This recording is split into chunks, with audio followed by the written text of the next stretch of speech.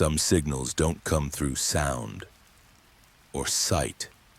They come through your need to understand. And the moment your mind tries to finish the pattern, the story finishes you. You're listening to Dark Pulse, midnight crime stories that blur the line between reality and fear.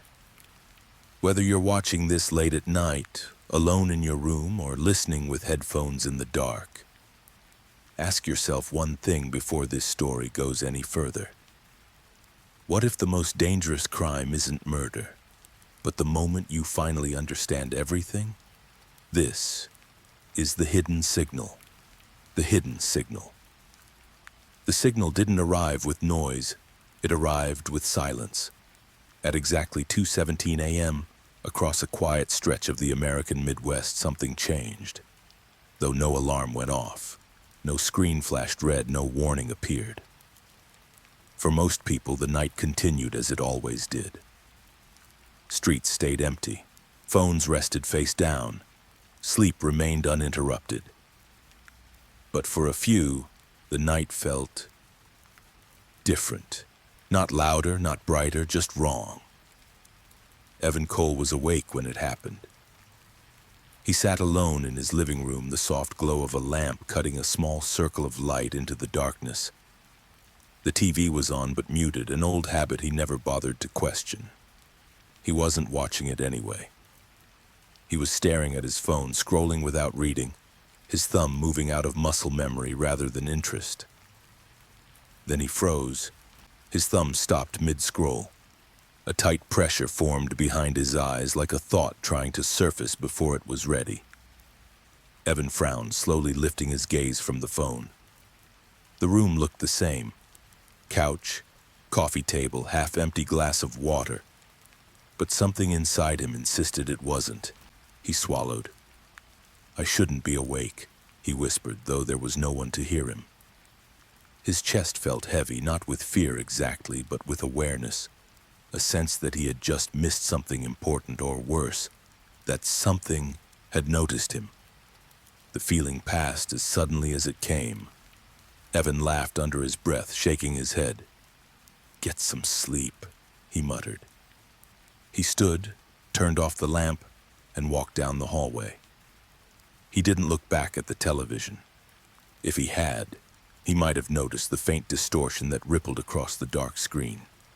So subtle it could be dismissed as imagination. By morning, Evan Cole would be dead. The call came in at 6:42 a.m. Detective Mara Hayes listened without interrupting, her face unreadable as the dispatcher spoke. When the call ended, she stared at her phone for a long moment before locking the screen. Another incident. Another unclear situation. "Suicide?" asked Detective Lucas Reed, leaning against the doorway with a cup of coffee that had already gone cold. "Looks like it," Mara replied. "But something feels off." Lucas raised an eyebrow. "You say that about half our cases." Mara didn't smile. They arrived at the scene 20 minutes later, a modest single-story house in a quiet neighborhood. No broken windows, no signs of forced entry. The kind of place people died in all the time, usually quietly, usually unnoticed until it was too late. Inside, everything was orderly, too orderly. Evan Cole lay on the bedroom floor, positioned carefully, almost deliberately. No weapon in sight, no blood, no visible injuries. His face was calm, eyes closed, expression oddly peaceful. "It's like he just shut down," Lucas said softly. Mara crouched beside the body, studying Evan's hands. No defensive marks, no tension, just stillness.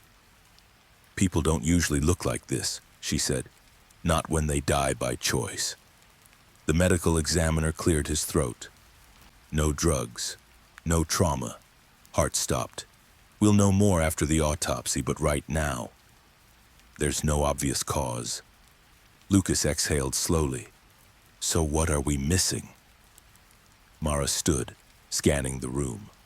Her eyes lingered on the television in the living room, still plugged in. on the phone resting face down on the nightstand. "Context," she said. "We're missing context." By noon, the case file labeled Evan Cole, apparent suicide, sat open on Mara's desk. No history of depression, no financial trouble, no recent conflict. His co-workers described him as quiet but reliable. His neighbors barely knew him. His phone records showed nothing unusual. No threatening messages, no final calls, no desperate searches. Too clean. Mara leaned back in her chair, rubbing her temples. The office hummed around her, phones ringing, printers whining, voices overlapping.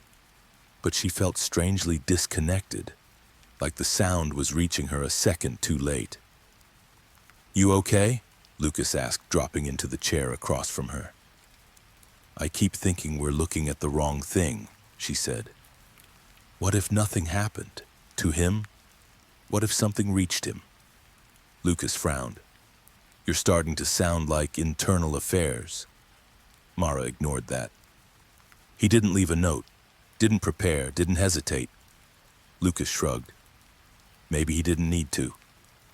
Or maybe he didn't choose to," she said quietly. Before Lucas could respond, a junior officer approached, tablet in hand.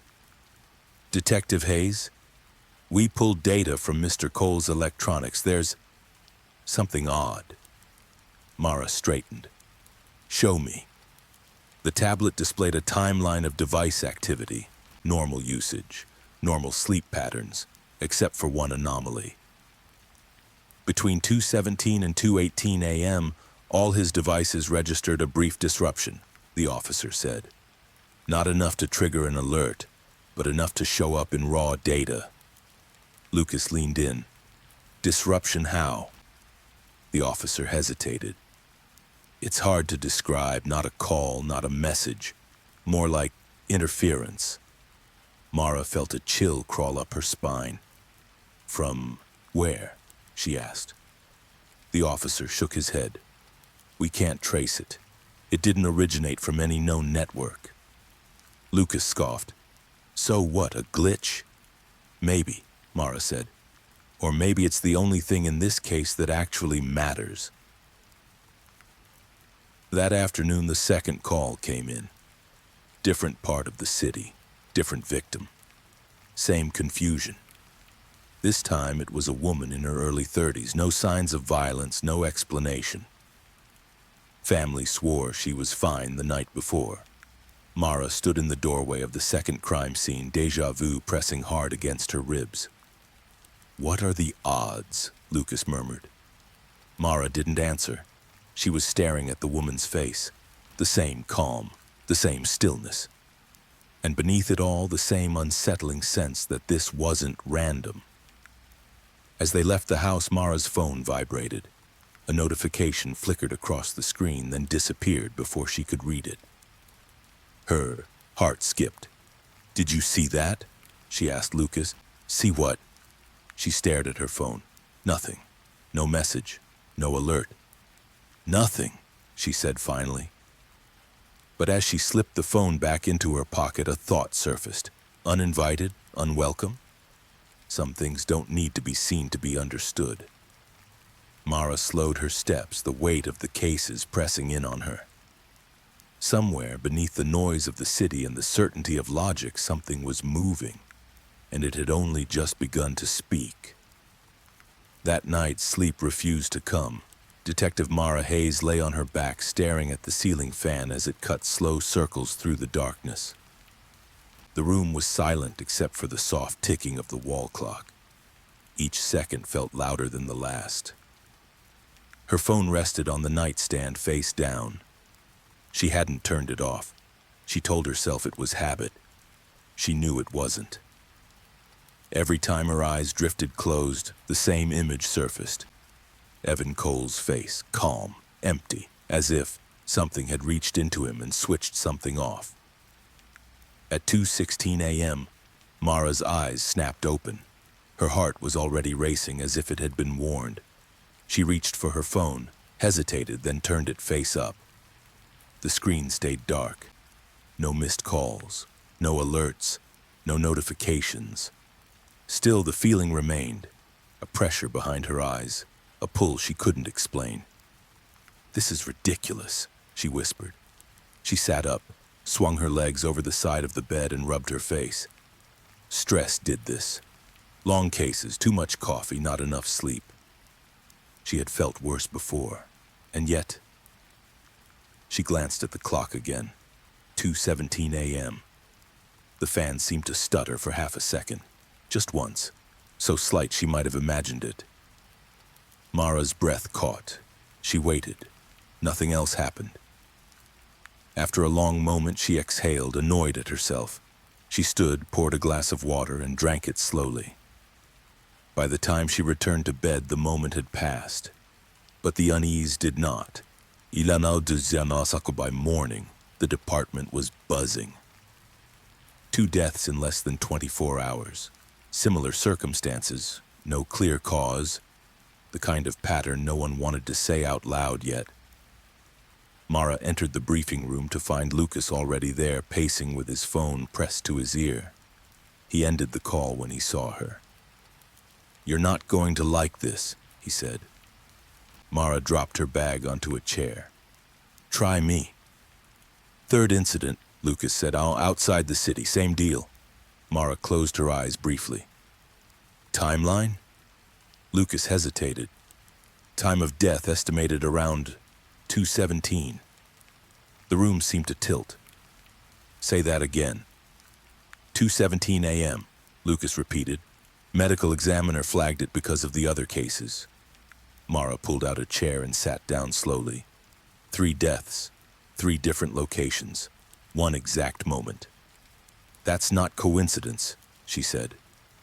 Lucas nodded. "I know. Ustadamadab of the task force formed by noon. Officially, it was still a series of unrelated deaths. Unofficially, everyone in the room felt the weight of something larger pressing down on them. Screens displayed timelines, maps, data streams. Analysts spoke in cautious tones, choosing their words carefully. No shared social circles. No financial connections. No common media consumption we can find. No medical explanation. Mara stood near the back, arms crossed, listening. "What about electronics?" she asked. The room went quiet. A tech specialist cleared his throat. "We looked into that. Phones, TVs, smart devices. There's a recurring anomaly." "Define anomaly," Lucas said. "Brief interference spikes," the tech replied. "They don't register as messages or transmissions, more like noise." "From where?" Mara asked. The tech shook his head. "That's the problem. They don't route through known networks. No IP trace, no satellite ping. It's like the signal exists without an origin." A murmur rippled through the room. "So what?" someone scoffed. "We're chasing a ghost signal now?" Mara spoke before anyone else could. "We're chasing a trigger." All eyes turned to her. "These people didn't die because someone touched them," she said. "They died because something reached them, something they perceived." Silence followed. Finally, the task force lead exhaled. "Let's stay grounded, Detective. We deal in evidence."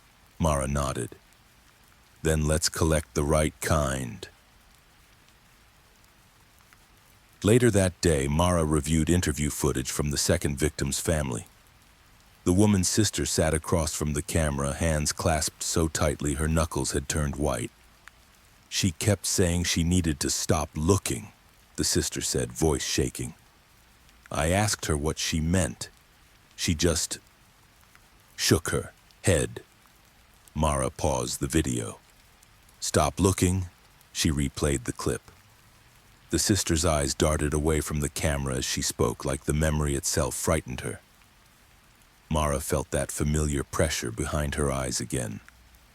She turned off the monitor. Across the room, Lucas leaned against the desk, watching her. "You're thinking the same thing I am, aren't you?" "That these people saw something," Mara said. "That whatever it was didn't leave a mark," Lucas replied. It left an idea. Mara nodded slowly. Ideas spread. That evening, as rain streaked the city in dull gray lines, Mara drove home with the radio off. Silence felt safer. At a red light, she noticed the driver in the next lane staring straight ahead, unmoving. Too still. His eyes didn't blink. The light changed. He didn't move. A horn blared behind him. The man flinched violently as if waking from a dream and sped off without looking back. Mara's grip tightened on the steering wheel. By the time she reached her apartment, her nerves felt raw. She locked the door, double-checked the windows, and stood in the middle of her living room, unsure what she was waiting for. Her phone vibrated. She froze. Slowly, she lifted it. No caller ID, no message preview, just a blank notification bar that vanished as soon as she touched the screen. Her pulse thundered in her ears. "Lucas?" she said into the phone, calling him back immediately. He answered on the second ring. "What's up? Have you noticed anything strange?" she asked, choosing her words carefully. A pause. "Define strange," Lucas said. Mara swallowed. "Anything you can't explain." Another pause, longer this time. "Yeah," he said quietly. "I have." Neither of them spoke for a moment. "Come in early tomorrow," Lucas added. "I think this is bigger than we thought." Mara ended the call and stared at her, reflection in the dark window. For the first time since the case began, fear crept past her professional detachment and settled somewhere deeper. Not fear of a killer, fear of understanding. Because whatever was causing these deaths wasn't hiding. It was waiting, and with every passing hour, more people were getting close enough to feel it. Somewhere far beyond the reach of maps and networks, the hidden signal continued, silent, persistent, and patient. And it had already learned how humans listen. A crime scene with no weapon, no witnesses, and no logical motive. The fourth death changed everything. It happened in daylight. Not at 2:17 a.m., not in silence, not alone. The victim was a middle-aged man named Daniel Mercer, found seated on a public bench outside a downtown transit station. Commuters walked past him for nearly 20 minutes before someone realized he wasn't breathing. No blood, no struggle, no visible injury, just stillness. Detective Mara Hayes stood behind the yellow tape, watching paramedics quietly cover the body. The city moved around them, cars honking, footsteps rushing, voices overlapping. Yet the space around Daniel Mercer felt sealed off, like sound itself avoided it. "This wasn't private," Lucas said beside her. "That's new." Mara nodded. "And that's deliberate." They reviewed security footage inside a mobile command unit parked nearby. Daniel arrived at the station at 8:03 a.m. He sat down, took out his phone, scrolled for less than a minute. Then his posture changed. His shoulders stiffened, his breathing slowed. His eyes fixed on something just beyond the screen. He didn't scream, didn't run, didn't ask for help. At 8:04 a.m., he placed his phone face down on the bench. At 8:05, his heart stopped. Lucas rewound the footage. "Zoom in." They watched again. "Whatever happened," Lucas said, "it happened fast." Mara leaned closer to the screen, and quietly. Inside the temporary interview room, witnesses struggled to explain what they'd seen. "I thought he was sleeping," one woman said. "He looked calm," another added. "No one touched him," a third insisted.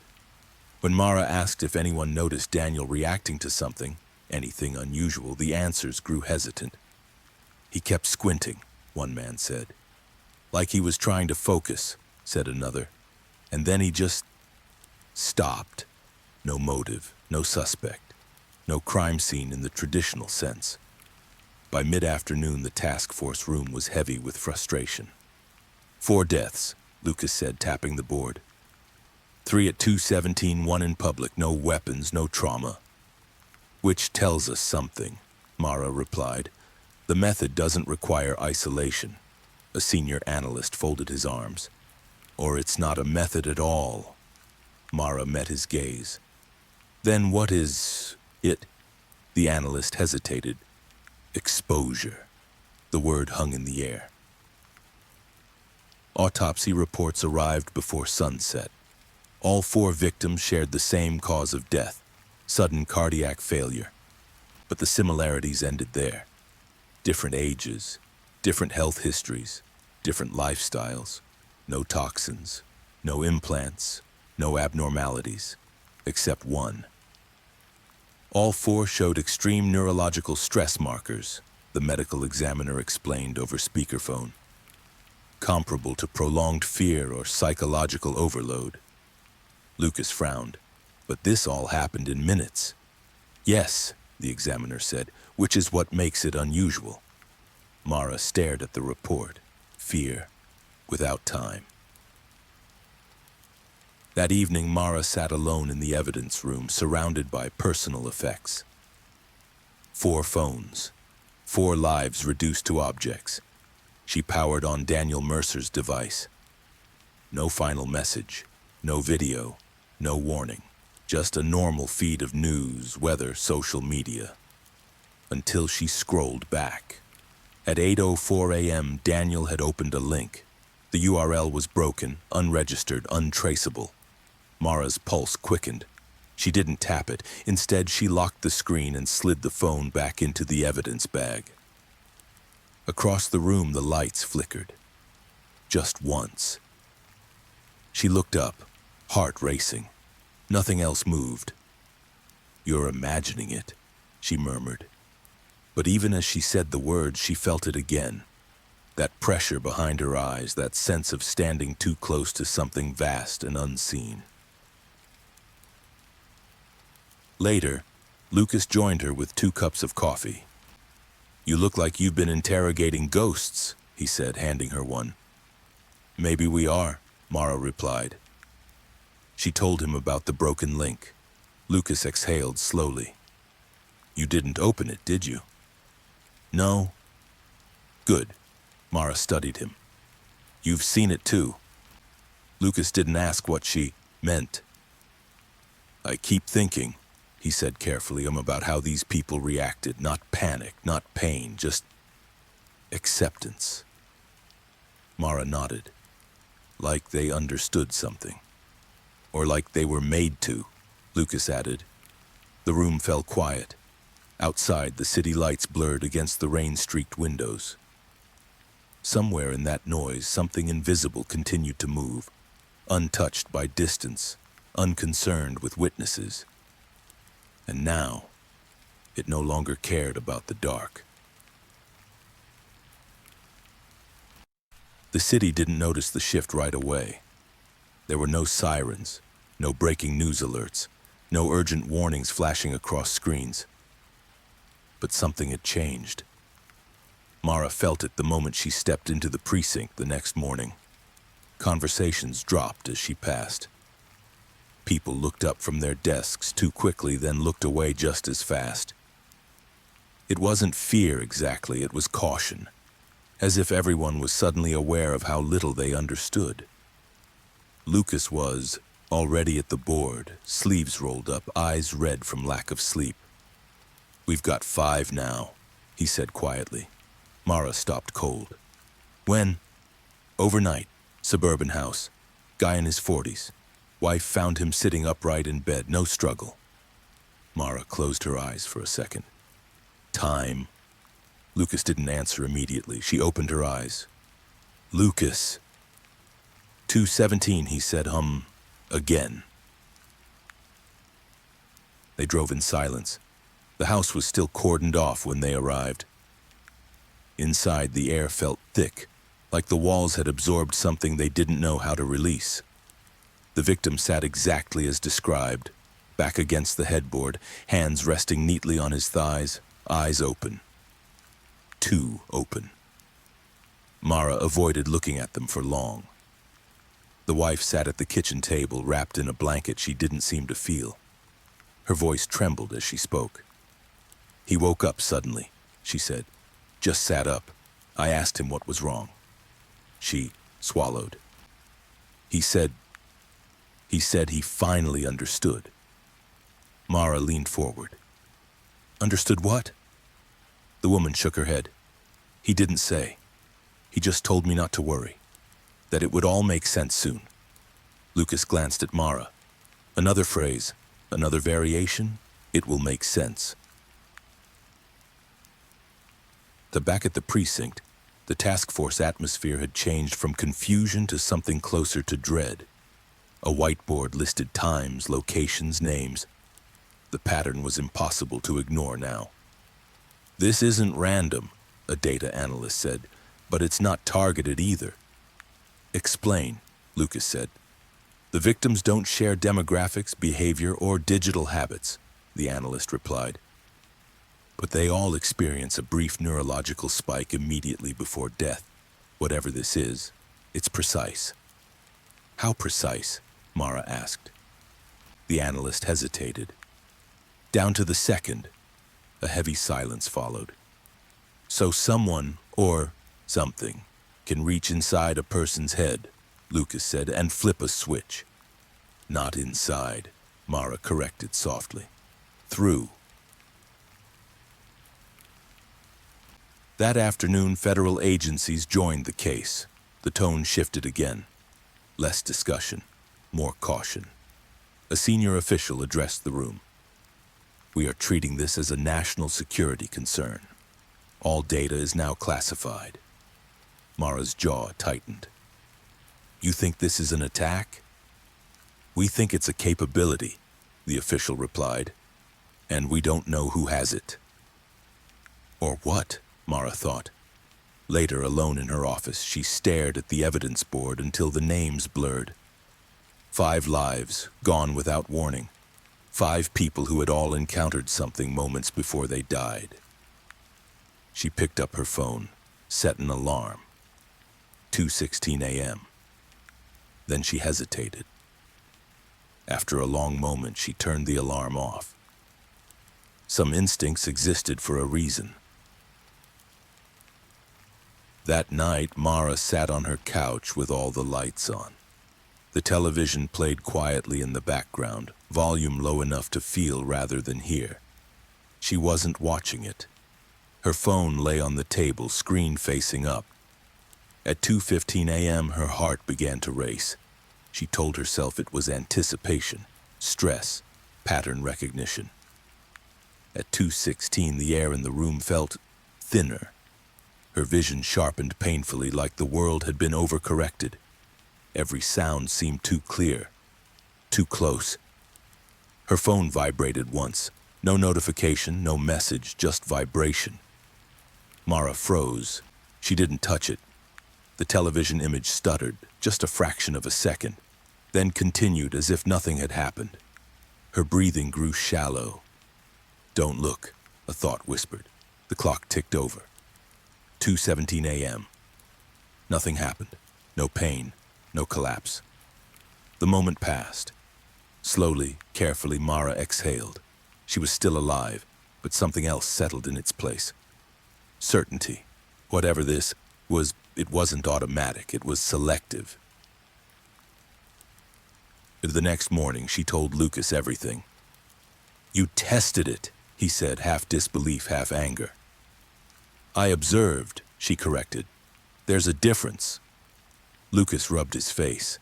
And it didn't act," Mara said, "which means it chose not to." They stared at each other. "That makes it worse," Lucas said finally. "Yes," Mara replied, "it does. Because accidents don't hesitate, but predators do.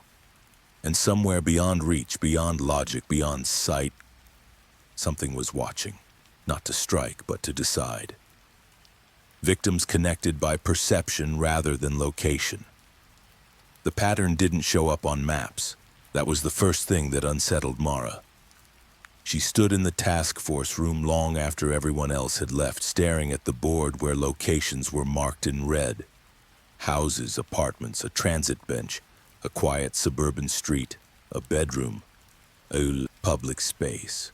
Urban, rural, no cluster, no center, no logic. If this were a serial crime, geography would have spoken by now. But the map stayed silent. Mara crossed her arms, feeling the familiar pressure behind her eyes return, not sharp, not painful, just persistent. Like a question that refused to be asked directly. These people never met, Lucas said behind her. She hadn't heard him enter. They never crossed paths, he continued. No shared routes, no shared routines. Mara nodded slowly. Then we're looking in the wrong dimension. Lucas sighed. You're going to have to explain that. She turned to face him. What if the connection isn't where they were, but how they were? Lucas frowned. You mean mentally? I mean perceptually, Mara said. What they noticed, what they processed, what they couldn't ignore. Lucas studied her for a long moment. You're saying the crime scene isn't a place. It's a moment, she replied. So they shifted focus that morning, not to locations, not to times, but to experiences. Interview transcripts were pulled again, not skimmed, read line by line. Victim 1 had said he felt out of sync. Victim 2 described clarity that hurt. Victim 3 mentioned seeing the pattern all at once.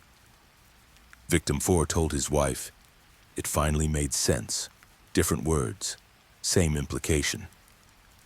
Mara circled phrases with a red pen, her handwriting tightening with each repetition. Understanding, seeing, knowing. None of the victims described fear at first. That disturbed her more than anything. Fear was human. Fear meant resistance.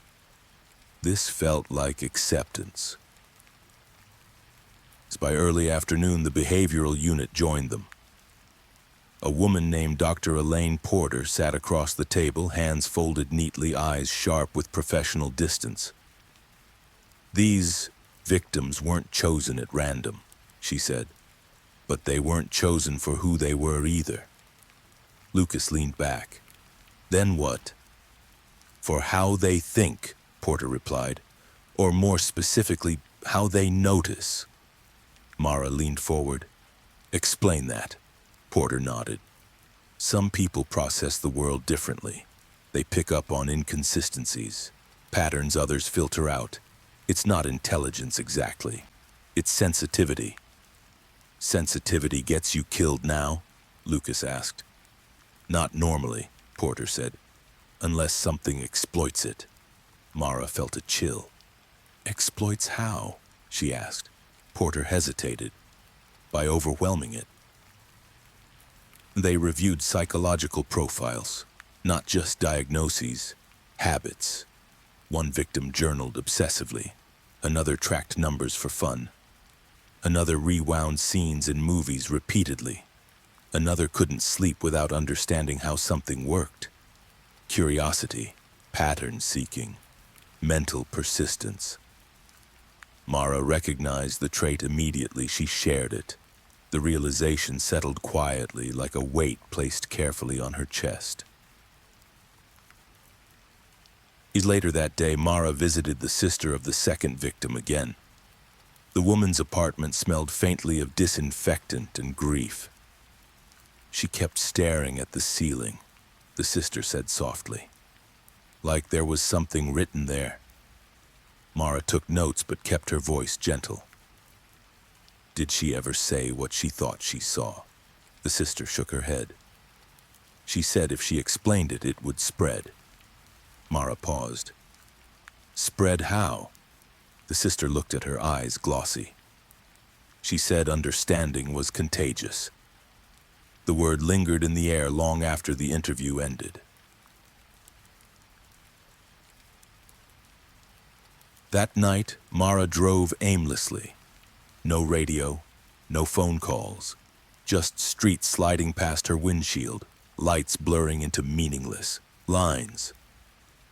At a stoplight, she noticed a man across the intersection staring at a billboard.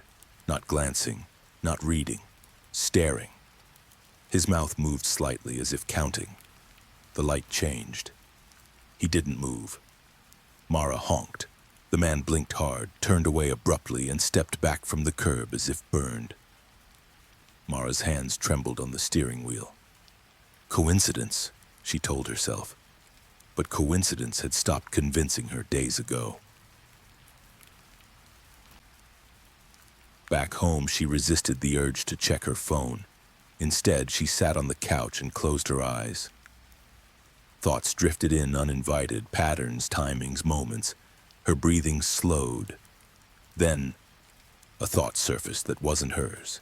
You're close. Her eyes snapped open. The room was unchanged, silent, still.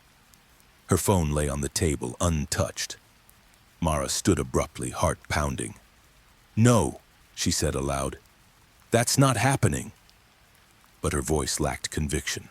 Dioshtil Yum the next morning brought another interview, a co-worker of Daniel Mercer. He wasn't scared, the man insisted.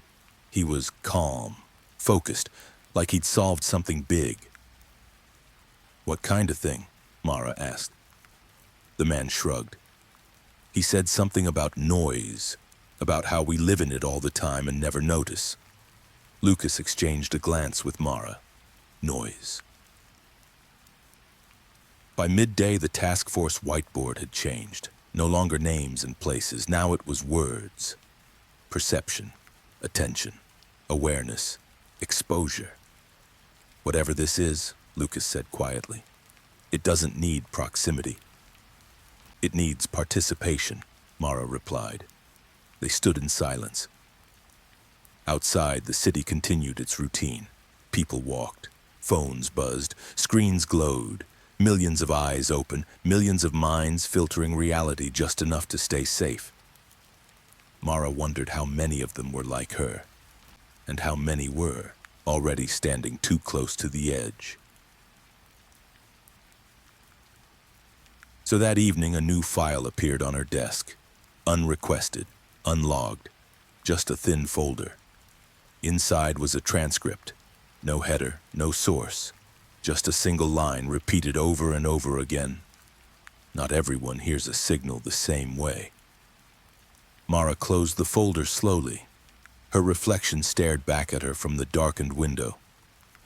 For the first time, she allowed the thought she'd been avoiding to take shape. This wasn't killing people randomly, it was sorting them. And if that was true, then survival had nothing to do with innocence, only perception.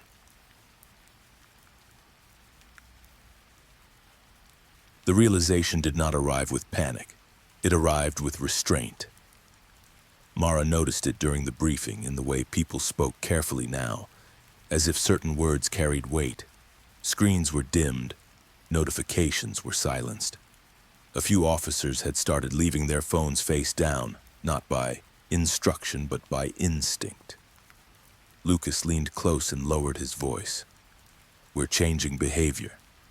Mara nodded. Because behavior is how it spreads.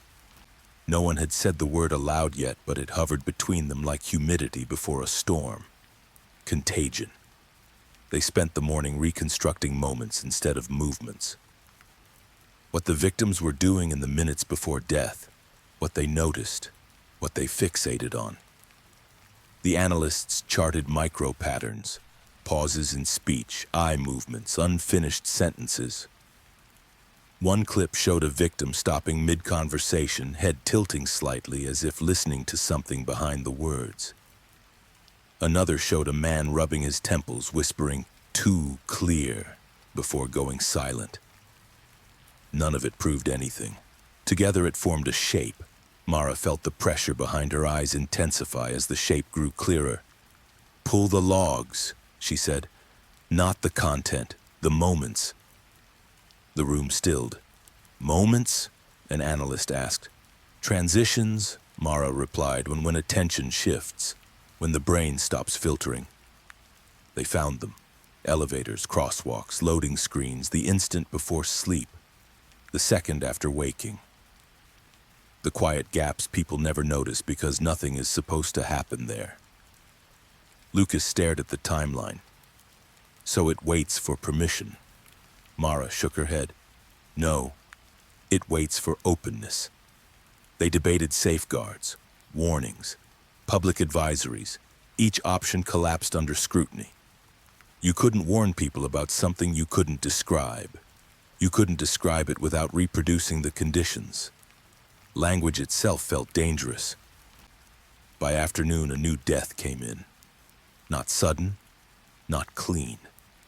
A man collapsed in a grocery aisle, clutching his head, murmuring apologies to no one. He survived long enough to reach the hospital. Mara and Lucas arrived before visiting hours ended. The man lay pale against white sheets, eyes unfocused, lips moving. Mara leaned in. "Can you hear me?" His gaze snapped to hers. "Don't," he whispered. "Don't what?" she asked. "Finish it," he said. "If you finish it, it finishes you." Lucas felt a chill crawl up his spine. "What did you see?" he asked. The man's breathing quickened. "I didn't see it, I completed it." Mara pulled back. "Completed what?" "A pattern," he said. "I closed the loop." Alarm sounded. Nurses rushed in. The man seized, then went still. Time of death, 3:19 p.m., 2 minutes late. In the hallway, Lucas exhaled shakily. "That's new." Mara nodded. "It's adapting." They returned to the task force room in silence. On the board, Mara erased a line and drew a spiral. "This isn't a message," she said. "It's a process. It doesn't push information, it invites completion." "Completion of what?" Lucas asked. "Meaning," Mara replied. "People finish what their minds start." They reviewed the man's history, puzzles, proofs, systems, a mind trained to resolve ambiguity. Mara felt a prick of recognition she didn't like. That evening, she avoided her apartment. She walked until her legs ached, then walked more. Street noise felt safer than rooms. At a bus stop, she watched people stare at their phones. A woman frowned, scrolled back, then forward again, unsettled. A man mouthed numbers, counting ads on a screen. Mara stepped away. Her phone buzzed. She didn't look. At home, she covered mirrors. She turned devices face down. She wrote notes by hand, then tore them up. Words felt unreliable. Sleep came in fragments. She dreamed of empty spaces filling themselves. The next morning, the city felt quieter. Not empty, quieter. People spoke less on trains. A cafe posted a sign asking customers to limit screen use. A school delayed classes due to technical issues. Lucas met Mara with dark circles under his eyes. "We're seeing secondary effects." "Define secondary," she said. "People stopping short," he replied. "Leaving tasks unfinished, avoiding closure." Mara closed her eyes briefly. "They're protecting themselves. By staying incomplete?" "Yes," she said, "by not finishing the thought." They argued ethics again. How much to say? Whether to pull the plug on systems that encouraged focus. Each decision felt like steering blindfolded. A memo arrived, unsigned. Limit exposure to patterns, reduce repetition, avoid total silence. Mara laughed once sharply. "That's everything." Lucas didn't smile. Another interview followed, this one with a bus driver who had stopped his route mid-shift. "I felt it lining up," he said. "Like if I looked again, it would click." "What did you do?" Mara asked. "I broke the rhythm," he said. "Turned the radio on loud, started singing." Mara wrote that down. Noise, interruption. The task force tested it. They recreated conditions. With volunteers, stopping short before resolution, introducing randomness. The effects dulled, then vanished. Not proof, but hope. By dusk, a citywide advisory went out, carefully worded, urging people to take breaks, vary routines, avoid prolonged fixation. It helped, for a while. At 2:17 a.m., Mara was awake. She sat at her kitchen table, a radio playing softly, pages of a book open but unread. She watched the clock approach the moment, then pass it. Nothing happened. She breathed. Her phone vibrated once. She didn't touch it. A minute later, the vibration stopped. She allowed herself a small smile. In the morning, the numbers dipped. Fewer incidents, fewer calls. Lucas brought coffee. We slowed it. Mara nodded. We didn't stop it. On her desk lay the thin folder again. No one admitted placing it there. Inside was a new line, handwritten this time. Completion is a choice. Mara folded the page carefully. She understood the trap now. Understanding itself was not the danger. Finishing was. And somewhere, patient and precise, the process waited for those who could not resist the urge to make sense of everything. The added weight of that insight changed how Mara moved through the day. She interrupted herself mid-thought, deliberately leaving sentences open. She left drawers half-closed. She paused songs before the chorus. Each small incompletion felt like armor. Lucas noticed. "You're doing it on purpose." "Yes," she said, "so it can't finish me." They briefed the team with care, focusing on tactics without theory. Interruptions, variety, human noise, laughter even. The room felt lighter, but the tension stayed coiled. Reports arrived from other cities, similar events, different words, same endings. A professor collapsed after finalizing a proof. A designer froze after aligning a layout. A gamer went still after solving a level. Completion. Mara traced the cases with a finger and felt the spiral tighten. During a late meeting, an analyst spoke too confidently. He described a model that predicted susceptibility. As he spoke, his eyes brightened with certainty. "Stop," Mara said. The analyst blinked. "Stop," she repeated louder. The room went quiet. The analyst swallowed. "Right, sorry." Afterward, Lucas pulled her aside. "You felt it." "Yes," Mara said. He was about to close the loop. They instituted a rule. No conclusions, no final slides, no summaries. The work became messy. Safer. That night, Mara called her sister for the first time in months. They talked about nothing important. Weather, old jokes, an unfinished story from childhood that trailed off and made them laugh. Mara slept better than she had in weeks. In the morning, the city breathed. Not healed, but holding. She knew it wouldn't last. Nothing ever did. The governor's office requested an update framed for public reassurance. Mara declined to write it. She sent a draft full of ellipses and open questions instead. It was returned with red marks, then sent back unchanged. On the streets, artists painted murals that never quite resolved. Musicians ended sets abruptly. A sense of collective hesitation spread, fragile and strange. Mara visited the hospital again. The grocery aisle man's room was empty, discharged hours earlier. No explanation, no follow-up. She stood there, listening to machines hum, letting the noise interrupt her thoughts. Lucas joined her. "We're buying time." "For what?" she asked. He shrugged. "For people to learn how to leave things unfinished." Mara smiled sadly. "That's a hard lesson." They walked outside together. The sky threatened rain but held back, clouds pausing mid-decision. Her phone buzzed again. She flipped it face down. Later, alone, she opened the thin folder one last time. Beneath the line was a sketch, crude and unfinished, a spiral that stopped halfway.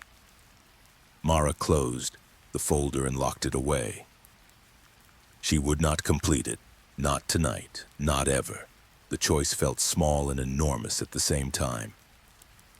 Mara washed her hands and left the building without looking back. On the sidewalk, she paused, letting the city interrupt her thoughts with horns and voices and uneven steps. She crossed the street before the light changed. At home, she left the door unlocked for a moment, then closed it halfway. She brewed tea and forgot it on the counter until it went cold. She read a page and stopped mid-paragraph. Outside, a neighbor laughed loudly for no reason. Mara laughed too. In the quiet that followed, she sensed the process waiting, patient as ever, but she did not meet it.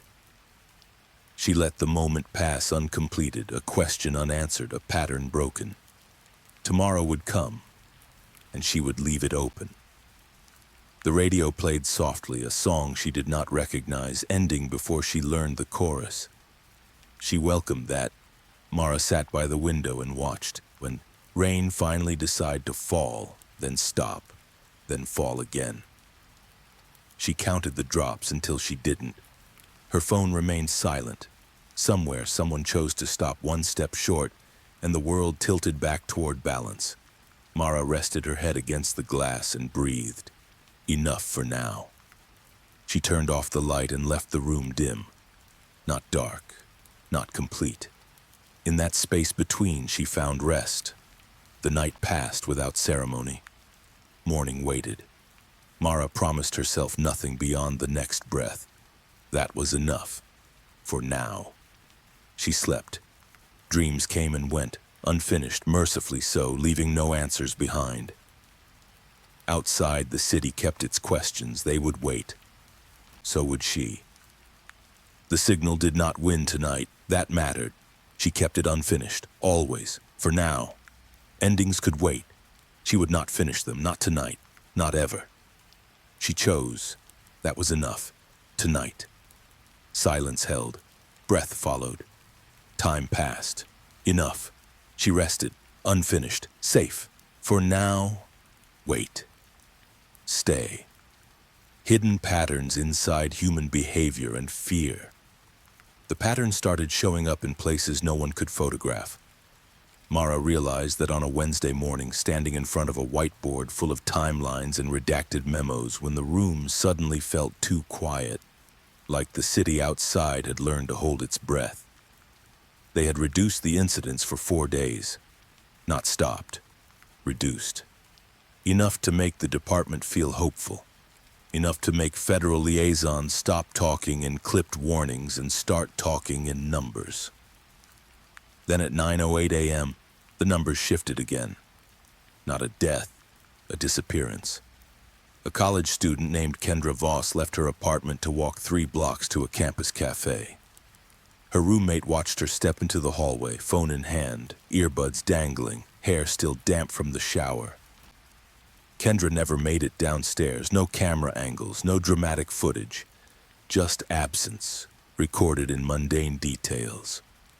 A half-drunk water bottle, a key card, swipe that never happened, a class attendance sheet marked missing. Lucas read the report twice and looked up. This breaks the rhythm, Mara nodded, which means it's intentional. He frowned. Or it's panicking.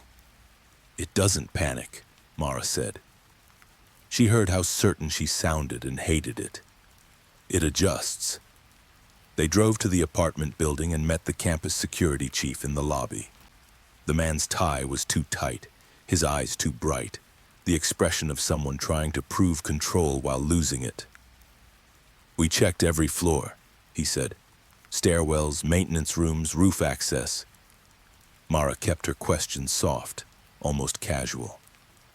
Any witnesses hear anything? Nothing, he said. No screams. Lucas glanced toward the elevators. Any glitches? Power flickers? The chief hesitated. There was a brief interruption around 2:17. Mara's stomach tightened. Last night? Not just last night, he admitted. We've had little hiccups for weeks. Everyone shrugged it off. Weeks. Mara felt the pressure behind her eyes return, heavier now. Show me the logs. They followed him to a cramped office behind the front desk. On a monitor, a graph displayed building system activity, access control, camera uptime, Wi-Fi traffic. Most of it looked normal, except for a thin, repeating notch, like a heartbeat, like a pause. Mara pointed. That, the chief swallowed. It's not supposed to be there. Lucas leaned in. What does it correspond to? The chief scrolled, hands trembling slightly. It's a resynchronization event, like the system briefly forgets the time and then corrects itself. Mara stared at the notch until it blurred. And you get these across the building? Across the campus, the chief said. Lucas straightened. So the citywide interruptions weren't random. No, Mara said, and they were rehearsals. They left the office with more questions than answers and climbed the stairs to Kendra's floor. The hallway smelled faintly of detergent and stale pizza. Ordinary. Mara hated ordinary now. Ordinary had become a disguise. At Kendra's door, the roommate stood with her arms wrapped around herself. Her eyes were red, her voice hoarse. She was right there, the roommate whispered. She texted me a joke. Then she said she felt stupid because she almost finished a thought that scared her. Mara kept her face neutral. What thought? The roommate shook her head hard. She wouldn't say. She just told me. Her throat bobbed. She told me to make noise if I couldn't see her. Lucas's brows pulled together. Make noise? She said silence makes it easier, the roommate replied. Mara wrote it down, but her pen hovered. Silence makes it easier. Completion is a choice. Repetition. Every message felt like it had been written by different hands. Every message felt like it pointed to the same thing. They searched the apartment. Nothing missing. No sign of struggle. Kendra's phone sat on the kitchen counter, charging, screen dark. Lucas looked at it and then looked away like a man refusing a dare. Mara picked up the phone carefully as if it could bite. She didn't turn it on. Bag it, she told a tech. Clone it offline. No live connections. The tech nodded quickly, relieved by the caution. Back in the hallway, Mara noticed something else. A small piece of paper taped to the inside of Kendra's door, easily missed. A sticky note. 4 words, written in uneven block letters. Don't complete the loop. Mara felt the sentence land inside her like a stone. She didn't ask the roommate about it. She didn't want the roommate to speak more than she already had. Lucas read the note and swallowed. She knew. Or she was told, Mara said. By who? Mara's eyes tracked down the hallway as if the answer might be standing at the far end, blending into beige walls and closed doors. That's the question. They returned to the task force room by late afternoon. Elaine Porter was waiting, calm as ever, but her hands were clasped a little too tightly. I've been working on your profiles, she said. There's a common behavioral pattern you're missing. Mara sat, keeping her posture loose. We're listening. Porter pointed to a list on the screen. Every victim, dead or missing, had a tendency to self-correct. Not just in work, in conversation, in life. Lucas frowned. Self-correct how? They revise, Porter said. They replay, they fix, they can't leave errors alone, they can't tolerate ambiguity. Mara felt a tightness in her throat. Perfectionism. Not exactly, Porter replied. Perfectionism is about the outcome. This is about the process. They feel relief only when something closes. Lucas leaned back, slowly. So the signal targets closers. Porter nodded. Closers, finishers, people who can't stop one step short. Mara watched the faces around the table. Some were blank, some were uneasy. A few looked offended, like the suggestion insulted their competence. Mara understood.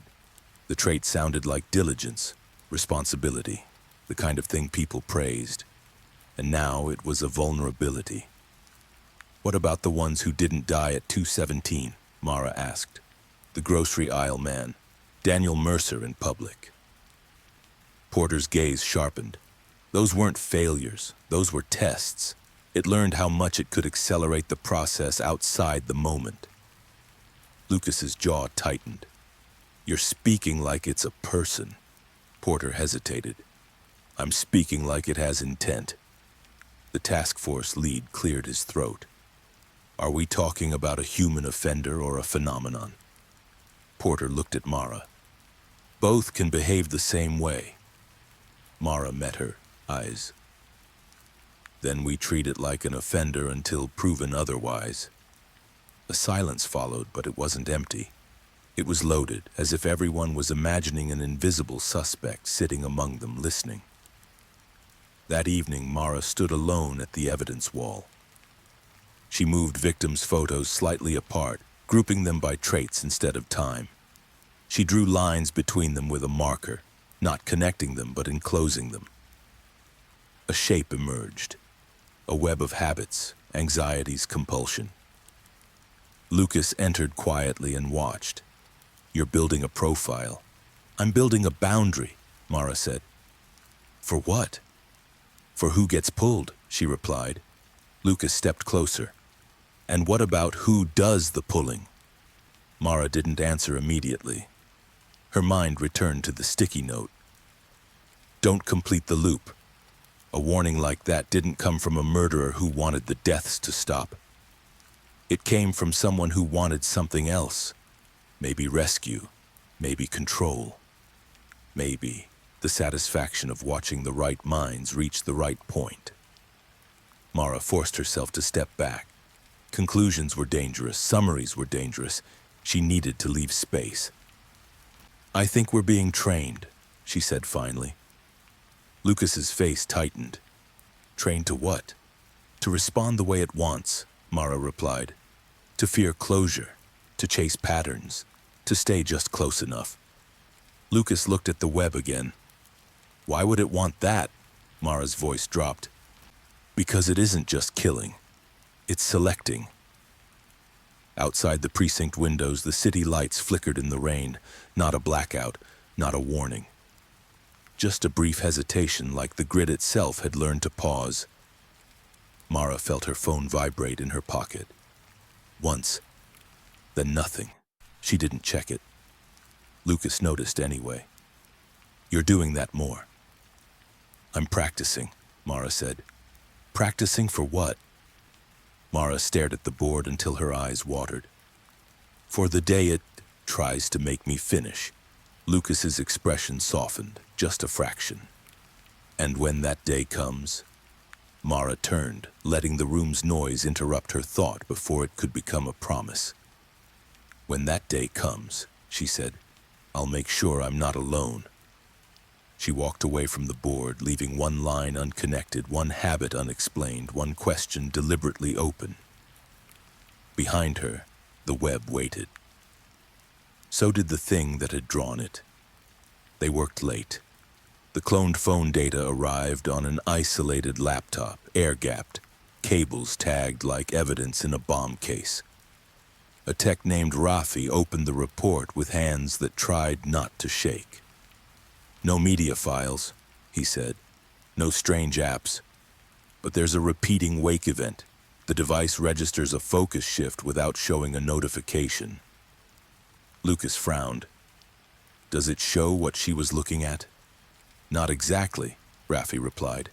"The last open process is blank, like it never loaded."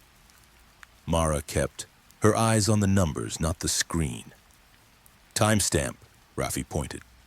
2:17:12 a.m., then 2:17:41, then a final wake at 2:18:03. Lucas spoke carefully. "So she didn't die." "She vanished," Mara corrected, "and something kept trying." A knock sounded. The federal liaison stepped in with a man Mara hadn't seen. Tall, expression composed like a mask. "This is Agent Nolan Sykes," the liaison said. "Threat assessment." Sykes glanced at the board. "You're framing this like a predator." "It behaves like one," Mara said. "Predators leave signatures," Sykes replied. Mara gestured to the spiral and the incomplete lines. "That's what this is." Sykes's gaze landed on the copied sticky note. Or it's a counter-signature. Warnings can be bait. Mara broke her irritation into a pause. Then we treat the warning as evidence, not comfort. Sykes nodded once. Good. Comfort is how people stop checking the door. After he left, Raffi cleared his throat. There's one more thing. On the metadata list, a file name that didn't belong Navidson 1011 TX'd. Raffi blinked. That wasn't in the export. Mara's mouth went dry. Don't open it, she said. Lucas leaned closer, then stopped himself. Why that name? Mara didn't answer. Because some patterns didn't come from the case. They came from her. She locked the laptop, sealed the drive, and wrote one note for herself. If this file returns, someone is already inside the room. The city learned restraint before it learned fear. Mara noticed it in the smallest places. Conversations that trailed off. Emails sent without conclusions. Meetings that ended early, unresolved but intentionally so.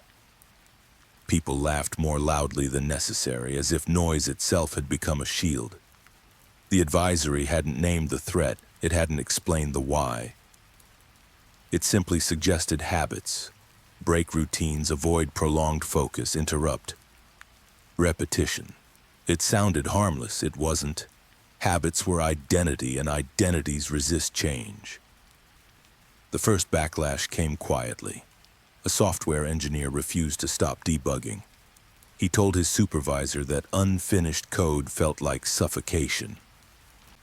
When he collapsed at his desk, alive but unresponsive, his coworkers stared at the blinking cursor he'd left behind. The line was almost complete. Almost. Mara stood in the observation room at the hospital, hands clasped behind her back, watching machines breathe for a man who couldn't. He didn't die, Lucas said softly. No, Mara replied. He stalled. Elaine Porter joined them, her expression tight. Fear is reshaping behavior unevenly. Some people adapt, others double down. Lucas glanced at the man's chart. Double down how? By clinging to completion, Porter said. By finishing faster. By refusing interruption. Mara felt the pressure behind her eyes swell. Which makes them easier? Targets. Yes, Porter said. Fear doesn't just protect, it reveals. Outside the room, a nurse laughed too loudly at nothing. The sound echoed, abrupt and comforting. Mara turned away. By evening, reports from other cities arrived in clusters. A chess grandmaster resigned mid-match for the first time in decades, hands shaking, whispering that the board was trying to finish him. A surgeon walked out of an operating room after closing the final suture, then collapsed in the corridor. Heart racing, eyes unfocused. A high school student froze during a standardized test, pencil hovering over the last question, refusing to mark it. Patterns inside patterns. Lucas pinned a map to the board, not of places but of professions: engineers, designers, analysts, surgeons, gamers, mathematicians, closers. This is escalation, he said. Mara shook her head. It's refinement. They argued about intent again, whether the signal or process or whatever they were allowed to call it was adapting to resistance or exploiting it. Elaine settled it with a quiet sentence. Fear teaches faster than logic, she said. And this thing is learning through fear. The room stilled. The missing student, Kendra Voss, became the fulcrum. Her case defied the others. No body, no collapse, no resolution, just absence. Mara couldn't let it go. She returned to the apartment building after midnight, when hallways were quiet and ordinary sounds felt amplified. The elevator hummed softly as it rose. Each floor number glowed, then disappeared. She stepped out on Kendra's floor and stood there listening. Silence pressed in, thick and expectant. Mara forced herself to break it. She hummed, low and tuneless, the first melody that came to mind. The sound felt clumsy, human. It grounded her. At Kendra's door, the sticky note was gone. Mara's pulse quickened. She checked with building management the next day. No one admitted removing it. No maintenance logs, no cleaning order. The note had simply left. That bothered her more than if it had been stolen. Back at the precinct, the thin folder appeared again. This time, it was open. Inside lay a single page with a diagram, an incomplete loop, arrows stopping short, annotations scribbled and crossed out. At the bottom, a question written in a familiar hand. What happens if someone refuses to finish but also refuses to stop looking? Mara stared at it until the room blurred. Lucas appeared in the doorway. "You didn't put that there."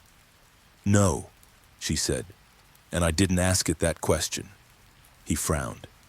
"But you've been thinking it." She didn't deny it. They locked the folder in evidence, triple sealed, logged by 3 people. An hour later, it was back on Mara's desk. No seals broken, no logs altered, just returned. Lucas swore under his breath. "This isn't just about behavior." Mara's voice was steady, though her hands were not. "It's about attention." The first internal fracture happened that night. An analyst named Ben stayed late, working through a predictive model that attempted to quantify susceptibility. He ignored reminders to take breaks, ignored jokes meant to distract him. When Mara passed his desk, she felt it, the narrowing focus, the pull toward closure. "Ben," she said sharply. He looked up, startled. "I almost have it." "Stop," she said. He smiled, small and sincere. "Just one more variable." Lucas appeared beside her. "Ben, walk away." Ben's fingers hovered over the keyboard. His eyes flicked to the screen, then back to Mara. "I need to know," he said. Mara stepped closer, lowering her voice. "Knowing isn't the same as surviving." For a long moment, the room held its breath. Ben pushed back his chair abruptly and stood. "Fine," he said too quickly. "I'll get coffee." He walked away without looking back.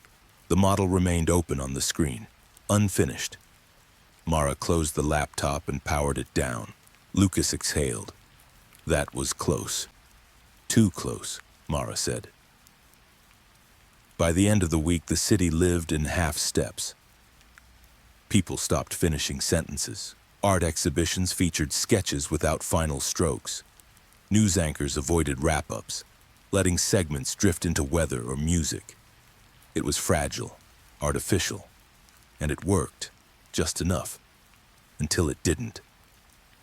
At 2:17 a.m. on Sunday, 3 incidents occurred simultaneously in different states. None fatal, all violent. A man tore apart his living room, screaming that the walls were trying to line up. A woman ran into traffic, eyes wild, repeating, "Don't let it close." A teenager smashed his phone and begged his parents to keep talking. They survived, barely. Elaine read the reports with a pale face. "It's losing efficiency. Or patience," Lucas said. Mara felt something colder than fear settle in her chest. Or it's provoking. The idea made sense. Force people to choose between chaos and closure, between safety and sanity, between finishing and fleeing. Late that night, Mara sat alone in her apartment, lights on, radio playing softly. She tried to read but stopped mid-paragraph. She tried to write but left the sentence open. Her phone buzzed. Once. She flipped it face down. Then it buzzed again. Twice. She didn't touch it. The radio cut to static for half a second, then resumed. Her breath caught. "Not tonight," she whispered. The buzzing stopped. Mara waited, muscles taut, until her heartbeat slowed. When she finally slept, she dreamed of hallways that bent just before meeting, of doors that never fully closed. She woke with the sense that something had watched her refuse and learned. The morning brought a message from Agent Sykes. We believe the phenomenon responds to resistance with escalation. Recommendation: controlled exposure. Mara read it twice, then set the phone down unfinished, screen still glowing. Controlled exposure, training bait. She knew what that meant. You want volunteers, she said aloud to the empty room. Her reflection in the mirror looked back at her, eyes ringed with fatigue, jaw set. She thought of Kendra, of the grocery aisle man, of Ben's hovering fingers. She thought of the question in the folder. What happens if someone refuses to finish but also refuses to stop looking? Mara breathed in, then out. She picked up the phone and typed a response, stopping halfway through the sentence. She deleted it. Then she typed again. I'll do it. She didn't add punctuation. She didn't add explanation. She sent it unfinished. The phone went silent. Outside, the city moved in careful fragments, unaware that the next phase had just begun. Mara stood at the window and watched people cross the street before the light changed, laughing nervously when horns blared. Fear had taught them to hesitate. Now something else would teach them why. And somewhere patient and exact, the hidden process adjusted its aim. Not toward the masses. Toward her. She turned away from the glass before the thought could finish itself. The day waited. Open, unresolved, alive. Secret recordings, broken documents, and missing truth. The room they chose was never meant to be used. It sat 2 levels below the precinct, past storage cages and inactive server racks, where concrete swallowed sound and cell signals died quietly. No windows, no clocks. Just a long table, 4 chairs, and a ceiling light that hummed like it had a throat condition. Agent Nolan Sykes called it controlled exposure. Mara called it a gamble dressed up as science. She stood in the doorway, listening to the hum, letting it interrupt her thoughts before they could line up. Lucas waited behind her, arms crossed, jaw tight. You don't have to do this, he said for the 3rd time. Mara didn't turn. If it's going to choose someone, it won't choose the careful, it'll choose the curious. Lucas exhaled through his nose. You're both. She smiled faintly. That's why I'm still here. Inside the room, the setup was deliberately incomplete. A laptop with no network card, a recorder missing its casing, printed transcripts with lines blacked out mid-sentence. Nothing clean, nothing whole. Elaine Porter adjusted her glasses, eyes sharp but worried. The goal isn't to understand, she said carefully. It's to observe what happens when understanding almost occurs. Sykes stood near the wall, hands clasped behind his back. If this thing responds to attention, we give it just enough to show itself. Then we pull away. And if it doesn't? Lucas asked. Sykes met his gaze. Then we learn how far it can reach. Mara stepped into the room. The door closed behind her with a sound too final for comfort. She sat at the table and placed her hands flat on the surface, feeling the faint vibration of the building. She focused on that instead of the equipment, noise before meaning. Begin, Sykes said through the intercom. The laptop powered on, no splash screen, no logo. Just a blank desktop and a single folder labeled Archive. Mara did not open it. Instead, she picked up the recorder and pressed play. Static filled the room, soft but uneven. Then a voice emerged, male, strained, recorded years ago. Can't explain what it is, only what it does, the voice said. If you notice it noticing you, stop, please, stop. The recording cut off abruptly. Mara felt the pressure behind her eyes spike, then recede. She breathed through, it counting unevenly on purpose. Source? She asked. Recovered from an internal investigation that was never concluded, Elaine replied. The officer resigned 2 days later, no explanation. Mara nodded slowly. Play the next. The second recording was shorter. I thought it was just interference, a woman said. Then I realized it wasn't adding anything. It was subtracting hesitation. Silence followed. No cut, just empty tape. Mara reached forward and stopped it herself. Patterns, she said quietly. These aren't messages, they're confessions. She glanced at the laptop, at the unopened folder. The pull was there, gentle, insistent. She looked away. Outside the room, Lucas watched numbers scroll across a monitor. Heart rate, pupil dilation, micro movements. Anything? He asked Elaine. She's stable, Elaine said. But the cognitive load is rising. Whatever this is, it's responding to proximity. Sykes leaned in. Proximity to what? Elaine didn't answer right away. To coherence. Inside, Mara picked up one of the printed transcripts. The text ended mid-paragraph, the rest redacted in thick black bars. She read until the sentence broke, stopped, set the page down. Her phone buzzed in her pocket. Once, she ignored it. Then again, twice. She let it vibrate until it stopped. The hum of the light changed pitch slightly. Mara closed her eyes. Don't complete the loop. She opened them again and reached for the laptop, not the folder, but the settings menu. She opened display options and dragged the resolution slider back and forth, breaking symmetry. The screen flickered, unsettled. The pressure eased. Interesting, Elaine murmured through the intercom. Sykes's voice followed. It doesn't like disruption.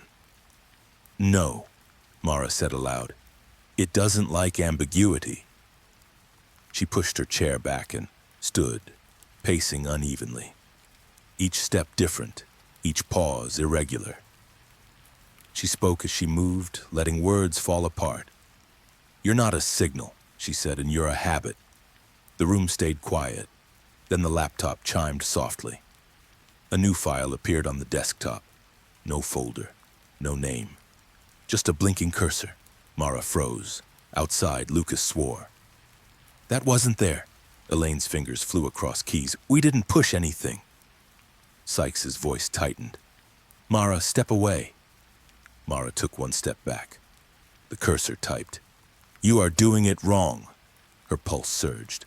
She laughed once, sharp and loud, the sound cutting the tension. That's the point. The text paused. Then another line appeared. Try again. Mara leaned forward just enough to read it, then leaned back again. No.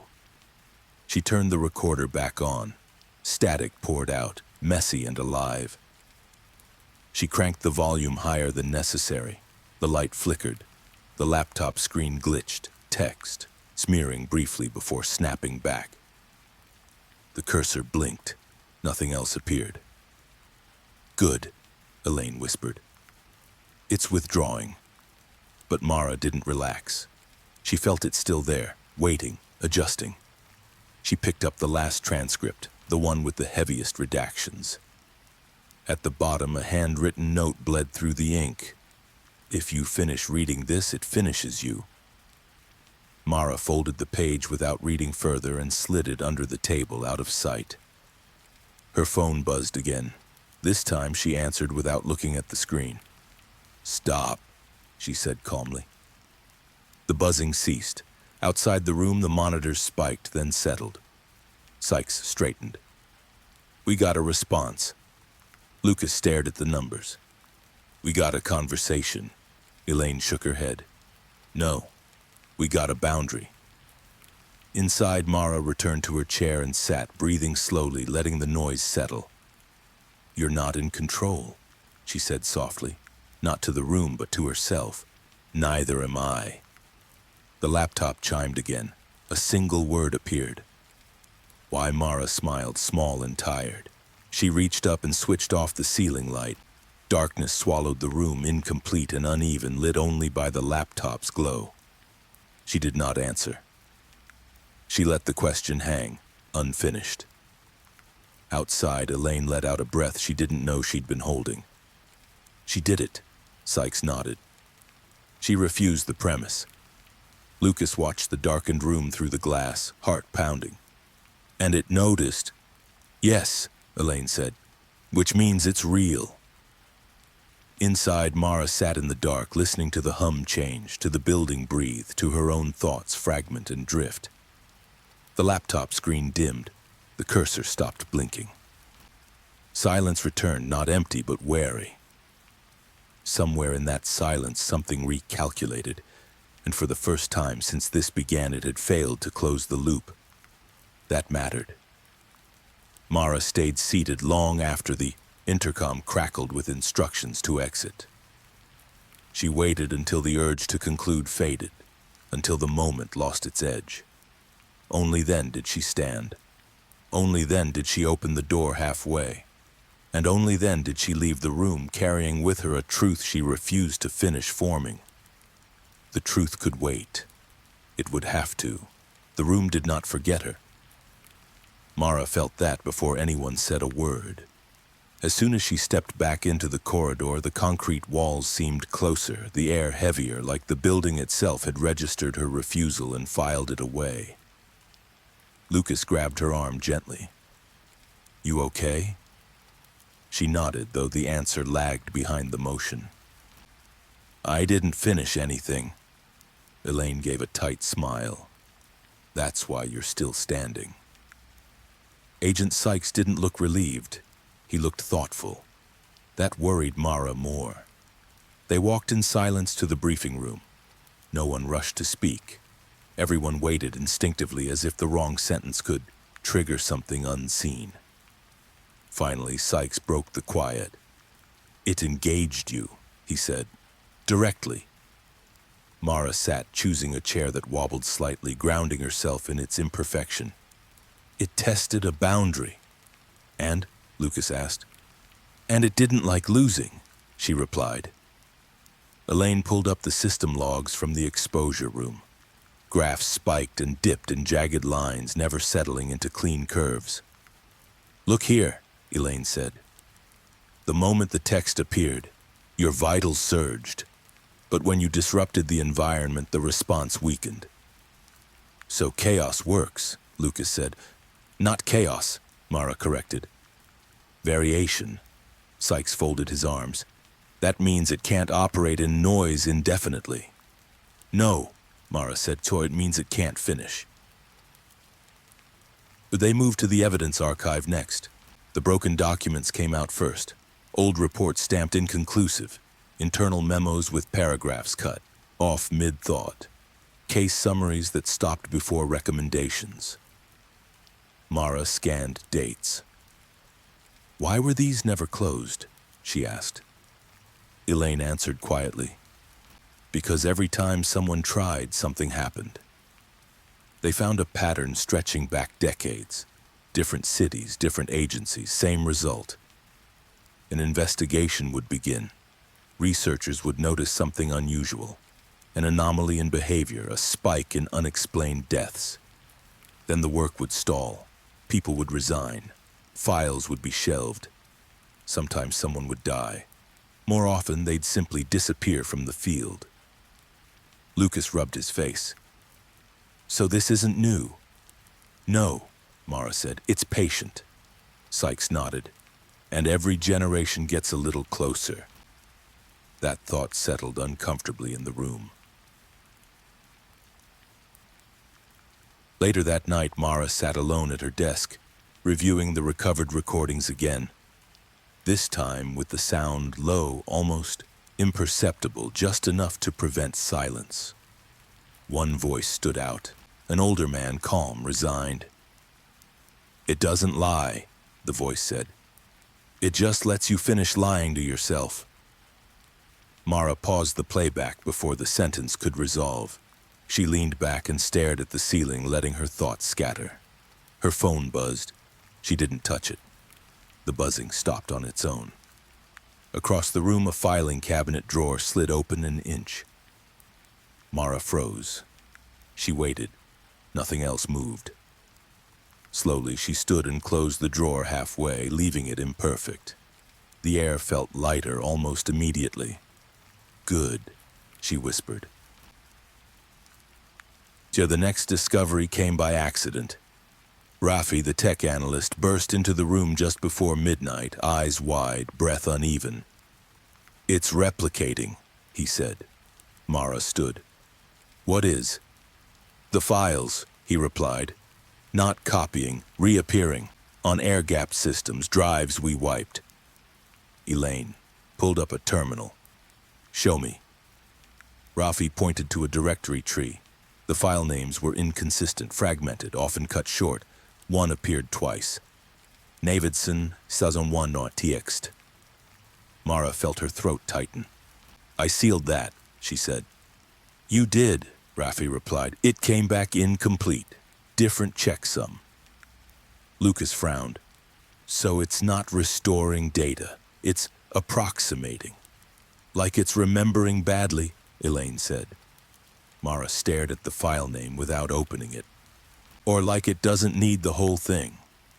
They isolated the system, pulled power, documented everything. By the time the protocol finished, the file was gone again. No trace. Sykes watched the process with narrowed eyes. "It's learning what we refuse to finish." Mara met his gaze. "And it's trying to finish us anyway." By morning, the department felt strained, stretched between urgency and restraint. 2 more controlled exposures were proposed, both rejected. Instead, Mara suggested something radical. "We stop trying to trap it," she said during briefing. "We starve it." Lucas frowned. "By doing what?" "By denying closure at scale," she replied. "Not just individually, culturally." Elaine tilted her head. "You want people to live in uncertainty." "They already do," Mara said. "We just teach them not to resolve it." Sykes was quiet for a long moment. "That's not a law enforcement strategy." "It's a survival one," Mara said. The pilot program began quietly. No announcements, no explanations, just subtle nudges. Software updates that delayed confirmations, forms that saved without submitting, media segments that cut away mid-analysis. The world felt off. Complaints poured in. But the incident slowed, not stopped, slowed. Mara watched the numbers with cautious hope. Then at 2:17 a.m., her phone rang, an actual call. She stared at it, heart hammering. Lucas's name flashed on the screen. She answered immediately. "What happened?" "Kendra," he said. She turned herself in. Mara stood so fast her chair fell backward. "Where?" "A bus station 2 counties over," Lucas replied. She walked up to an officer and said she was tired of holding the door open. Mara closed her eyes. "She's alive," Lucas said. "Shaken, but alive." "How?" Mara asked. Lucas hesitated. "She said she learned how not to finish." So the interview was brief. Kendra sat wrapped in a blanket, eyes alert but cautious. She spoke slowly, leaving gaps between sentences. "It followed me," she said. "Not a thing. A pressure." Mara nodded. "What did you do?" "I stopped trying to understand," Kendra replied. "I let the questions pile up." Lucas leaned forward. "And that worked?" Kendra shrugged. "It got bored." Mara felt something shift in her chest. Relief, fear, validation. As Kendra was escorted to medical care, Elaine whispered, "That confirms it." "Confirms what?" Lucas asked. Elaine met Mara's eyes. "It needs engagement. Without it, it can't close." Sykes exhaled slowly. "Then we can contain it." Mara didn't share his certainty. Containment implied borders. This thing had none. That night, alone again, Mara reviewed her notes by lamplight, leaving the corners of pages unread. She felt the familiar pressure hover, weaker now, like a headache after painkillers. Her phone lay face down. She left it that way. On her desk, the thin folder sat where she'd left it. It did not move. She smiled faintly. For the first time, she allowed herself to imagine an ending. Then she stopped. She tore the thought in half and let the pieces drift. Some truths did not want to be finished. Some questions kept you alive. And somewhere in a space that could not stand incompletion, something waited, confused, frustrated, adapting slowly. Mara turned off the lamp but left the room dim, not dark, not complete. Enough, for now. When the investigation itself becomes the trigger. The numbers didn't rise all at once. They crept. Mara noticed it first in the margins of the daily reports, the spaces between totals where nothing was supposed to change. A half-point increase in neurological stress admissions. A slight uptick in unexplained panic responses. Calls logged and then withdrawn before operators could answer. Nothing dramatic. Nothing that would trigger alarms, which made it worse. She stood at the board during the morning briefing, marker poised but not touching the surface, and felt the now familiar pressure gather behind her eyes. The urge to connect, to summarize, to finish the thought pressed in like a tide. She stepped back. Instead, "Say it out loud," Lucas said gently. "Whatever you're seeing." Mara shook her head. "If I say it, it sharpens." Elaine Porter watched them both, hands folded. "She's right. We've been treating attention as neutral. It isn't." Agent Sykes leaned against the wall, unreadable. "You're suggesting the investigation is feeding it." Mara met his gaze. "I'm suggesting it's learning from us." Silence settled, not empty but weighted. The kind of silence that invited conclusions. Mara broke it by dropping her marker on the table. The clatter felt rude and necessary. The first clear proof arrived before noon. A junior analyst named Tessa collapsed in the archive room. Not dead, not unconscious, just paused. Eyes open, breathing steady, fingers hovering inches above a keyboard. Mara reached her first and resisted the urge to speak. Noise, she reminded herself. She knocked a stack of folders off, a nearby cart. Paper exploded across the floor. Someone laughed nervously. Someone cursed. Tessa blinked hard and sagged into a chair, gasping. "I almost had it," she whispered. Mara crouched, keeping her voice uneven. "Had what?" Tessa shook her head, tears spilling. "The explanation. The clean one." Elaine arrived with a blanket and wrapped it around Tessa's shoulders. "You don't need clean," she said softly. "You need messy." They escorted Tessa out, unfinished sentences trailing behind her like protective charms. Sykes watched the scene with a calculating stare. "That was inside our own walls." "Yes," Mara said, "because that's where focus is densest." By afternoon, it was undeniable. Every time the task force aligned, every time data converged, models stabilized, theories neared closure, incidents spiked. Hospitals reported patients freezing mid-action, offices logged workers abandoning. Tasks at the brink of completion. Classrooms emptied when students refused to submit final answers. Lucas slammed his hand on the table once, then immediately pulled it back, as if the act itself had risked finishing something. "So what do we do? Stop thinking?" "No," Mara said, "we stop finishing." "That's not an action plan," Sykes replied. "It's a boundary," Mara countered. "One we keep crossing." Elaine nodded. "The investigation has become a lighthouse. We're broadcasting coherence." Sykes's jaw tightened. We don't have the luxury of ambiguity. People are getting hurt. People get hurt when we make it neat, Mara said quietly. She surprised herself with how certain she sounded. The debate fractured the room. Some wanted to push harder, faster, to outrun whatever was adapting. Others argued for retreat, for letting the phenomenon starve. Mara listened without intervening, letting the voices overlap, refusing to synthesize. When someone asked her to decide, she shook her head. "Not yet," she said. Lucas pulled her aside near the windows. Rain streaked the glass, blurring the city into unfinished lines. "You're carrying this," he said. "All of it." She exhaled slowly. "If I carry it alone, it narrows.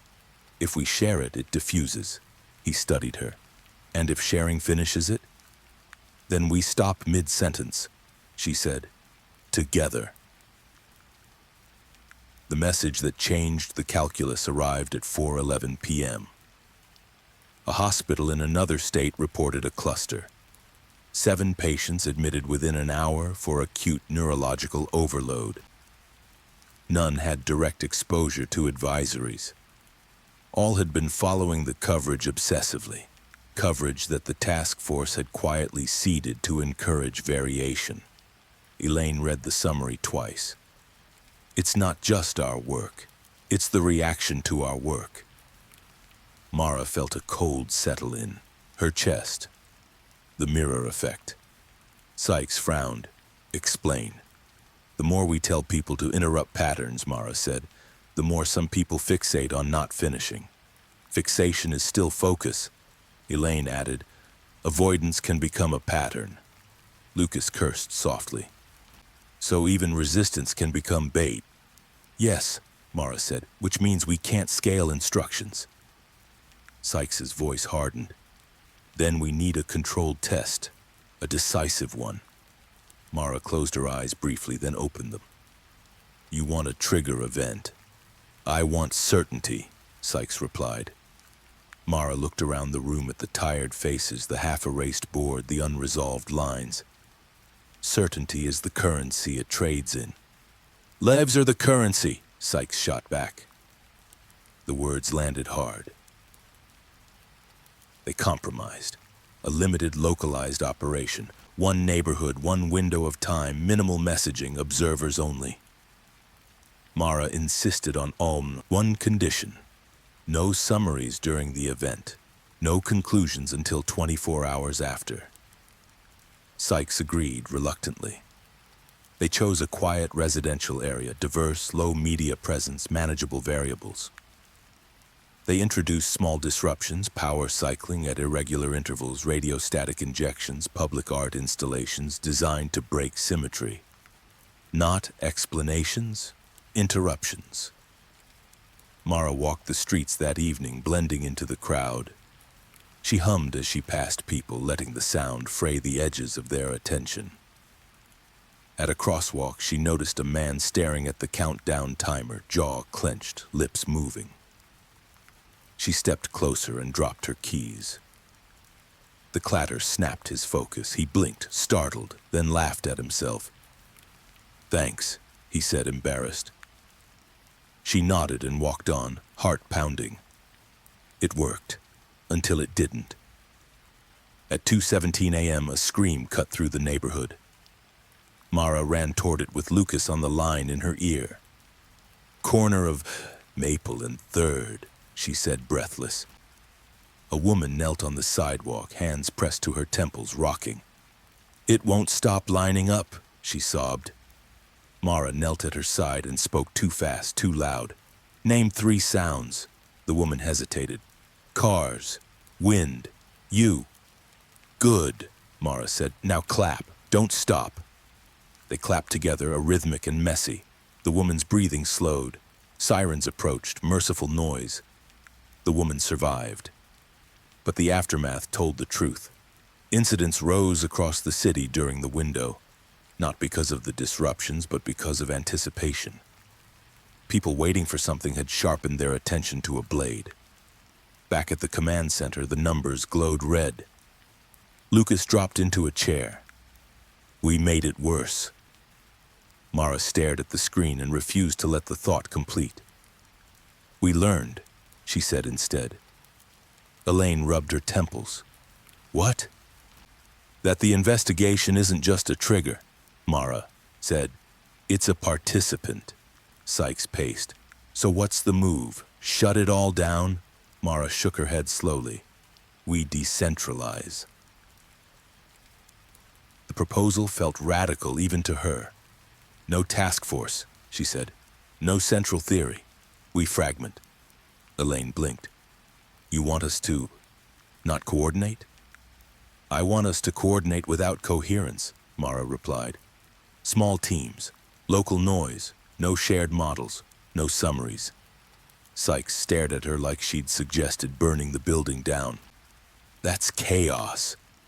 Controlled variation, Mara said. The opposite of a signal. Lucas considered it. It can't learn if there's nothing to align. Elaine nodded slowly. And if someone starts to finish... Mara finished the thought, then stopped herself. She smiled faintly. We interrupt. Sykes exhaled. You're asking me to approve an investigation designed not to conclude. Mara met his eyes. I'm asking you to approve survival. He looked away first. That night, Mara didn't go home. She sat in the break room with a radio playing too loudly and a crossword she refused to complete. Officers drifted in and out talking about nothing important. Someone burned popcorn, someone told a joke with no punchline. The building felt alive in its mess. At 2:17 a.m., nothing happened. No spike, no call, no vibration. Mara breathed and let the moment pass unfinished. Her phone buzzed at 2:19, a text from an unknown number. You are changing the rules. She didn't reply. She turned the phone face down and slid it under a magazine, breaking the rectangle into fragments. Lucas appeared with coffee. You okay? She nodded. It noticed. And it didn't win, she said. He followed her gaze to the clock and then away before the minute could settle. Outside, the rain started and stopped, undecided. Mara closed her eyes and listened to the imperfect rhythm. For now, the investigation would remain unresolved, on purpose, and that, she knew, was the most dangerous move they'd made yet. Fragmentation felt wrong. Mara felt it in her body before she felt it in her mind. The unease of letting go, of resisting the instinct to gather, to compare, to summarize. Every system she had ever trusted depended on convergence. You pulled threads together. You closed gaps. You finished. Now finishing was the risk. The task force dissolved quietly. No announcement, no farewell meeting, just a series of emails that stopped mid-explanation, assignments that shifted without hierarchy, teams that became pairs and then individuals, small circles. Local noise. Lucas was reassigned to field liaison, a role with no clear boundaries. Elaine moved into consultation, refusing to draft final reports. Sykes vanished into oversight, present but deliberately distant. Mara stayed where she was, centered only by habit, not authority. The city responded before anyone measured it. Incidents didn't disappear, they softened, spread thinner. Fewer collapses, more near misses, people catching themselves just before something aligned too cleanly. Mara watched the trend without graphing it. Graphs invited lines, lines invited endings. The first sign of resistance came from within. A detective named Owen confronted Mara in the hallway, voice tight with restrained anger. This isn't policing, he said. It's avoidance. Mara leaned against the wall, letting the hum of the building disrupt her focus. It's adaptation. To what? Owen demanded. We're letting something run loose because we're afraid to name it. Mara met his eyes. We're afraid to finish it. Owen scoffed. That's not how threats work. Mara didn't argue. She let the silence stretch. Uncomfortable and unresolved, Owen filled it. You're guessing. Yes, she said, and guessing is safer than concluding. He stared at her, searching for certainty she refused to provide. Finally, he shook his head and walked away, muttering. Mara exhaled only after he turned the corner. Resistance would come from people like Owen, closers. At home, Mara changed her habits deliberately. She stopped setting alarms to exact minutes. She left dishes half done. She turned songs off before the chorus. At first it felt performative. Then it felt protective. Her dreams shifted, not nightmares, unfinished scenes. Doors that didn't quite meet frames, conversations that drifted sideways instead of ending. She woke calmer than she had in weeks. At 2:17 a.m., she was awake by chance, not vigilance. She noted the time, then turned away, letting the minute pass without ceremony. Nothing followed. Across the city, small stories emerged. A lawyer abandoned a closing argument and won the case anyway. A teacher stopped grading essays halfway through and saw students relax. A mechanic left a repair slightly imperfect and prevented a larger failure. Not proof, but pattern adjacent. Mara refused to call it a pattern. The message returned 2 days later, not on her phone, on paper. A single sheet slid under her apartment door sometime before dawn. No envelope, no address, just a sentence typed unevenly like a machine learning how to hesitate. If you never finish, you never arrive. Mara stared at it while coffee cooled on the counter. She didn't tear it up. She folded it once, then unfolded it, creasing it crookedly.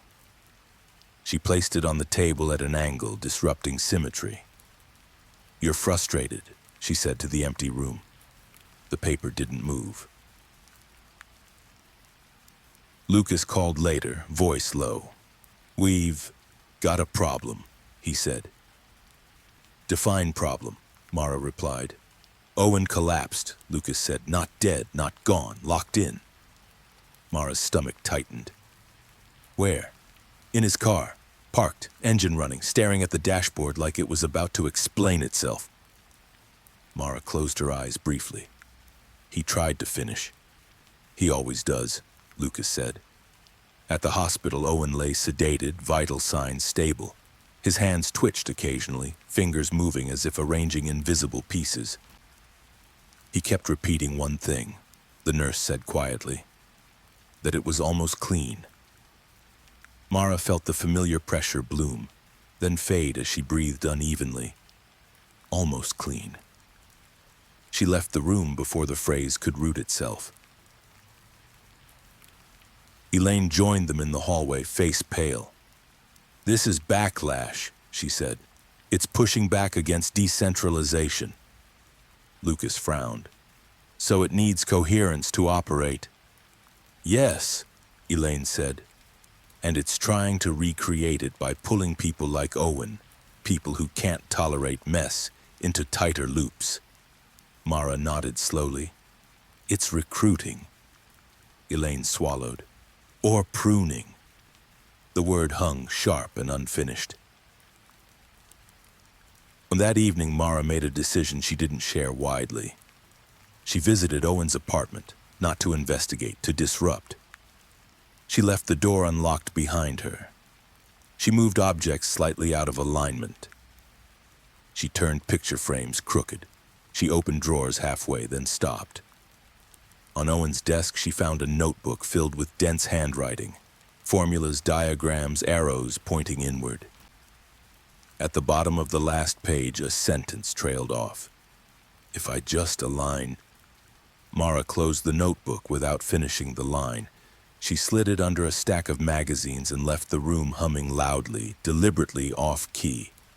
As she stepped into the hallway, her phone buzzed. Once. She didn't answer. The effect was subtle but measurable. Owen stabilized overnight. He didn't wake fully, but his vitals eased. The neurological spikes flattened. Elaine reviewed the data, eyes widening. Environmental interruption. Lucas looked at Mara. You treated the space. I treated the habit, she said. The next escalation came not as violence, but as invitation.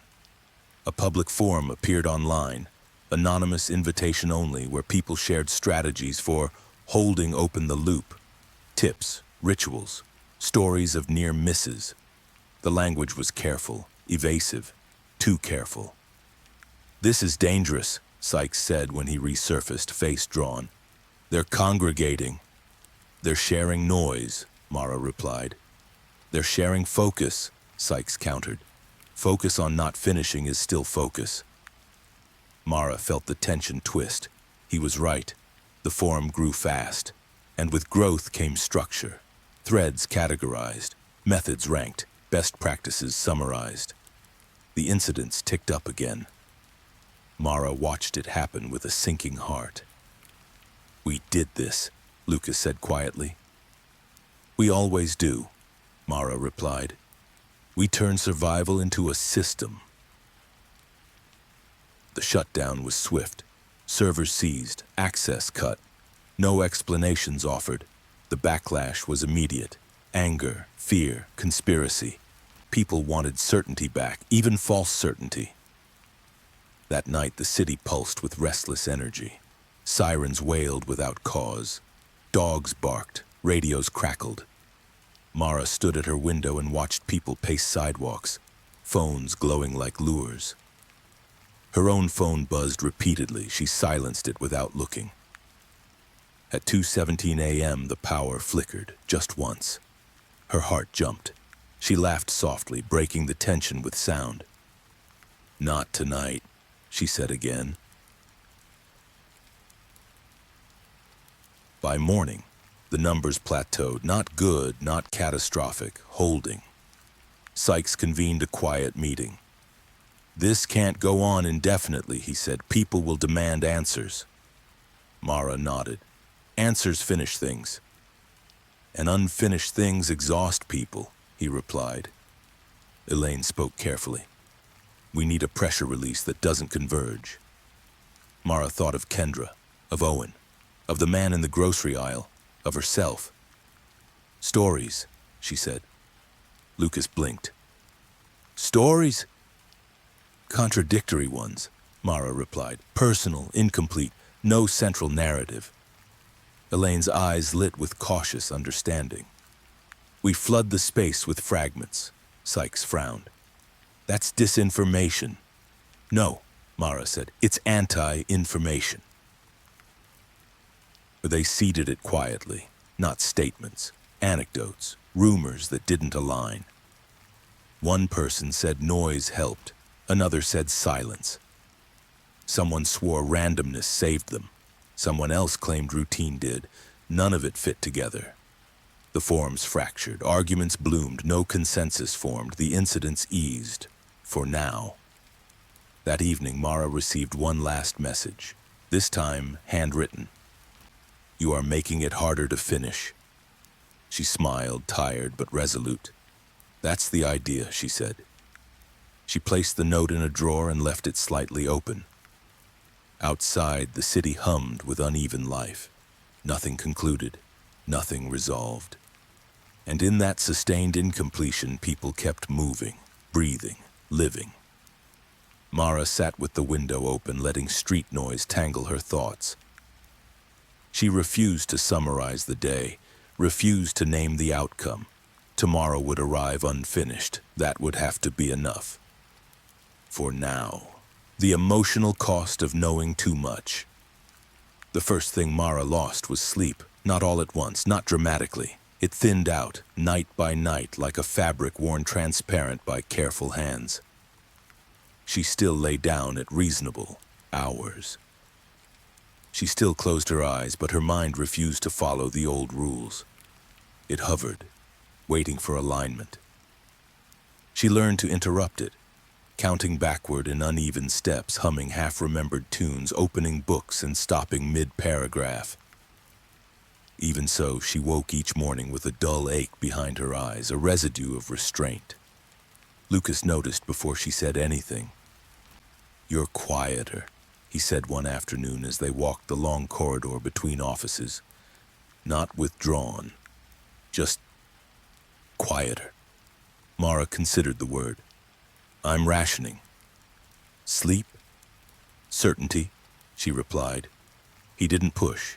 He never did, not anymore. Pushing had become a liability. Cost showed up in other ways, too.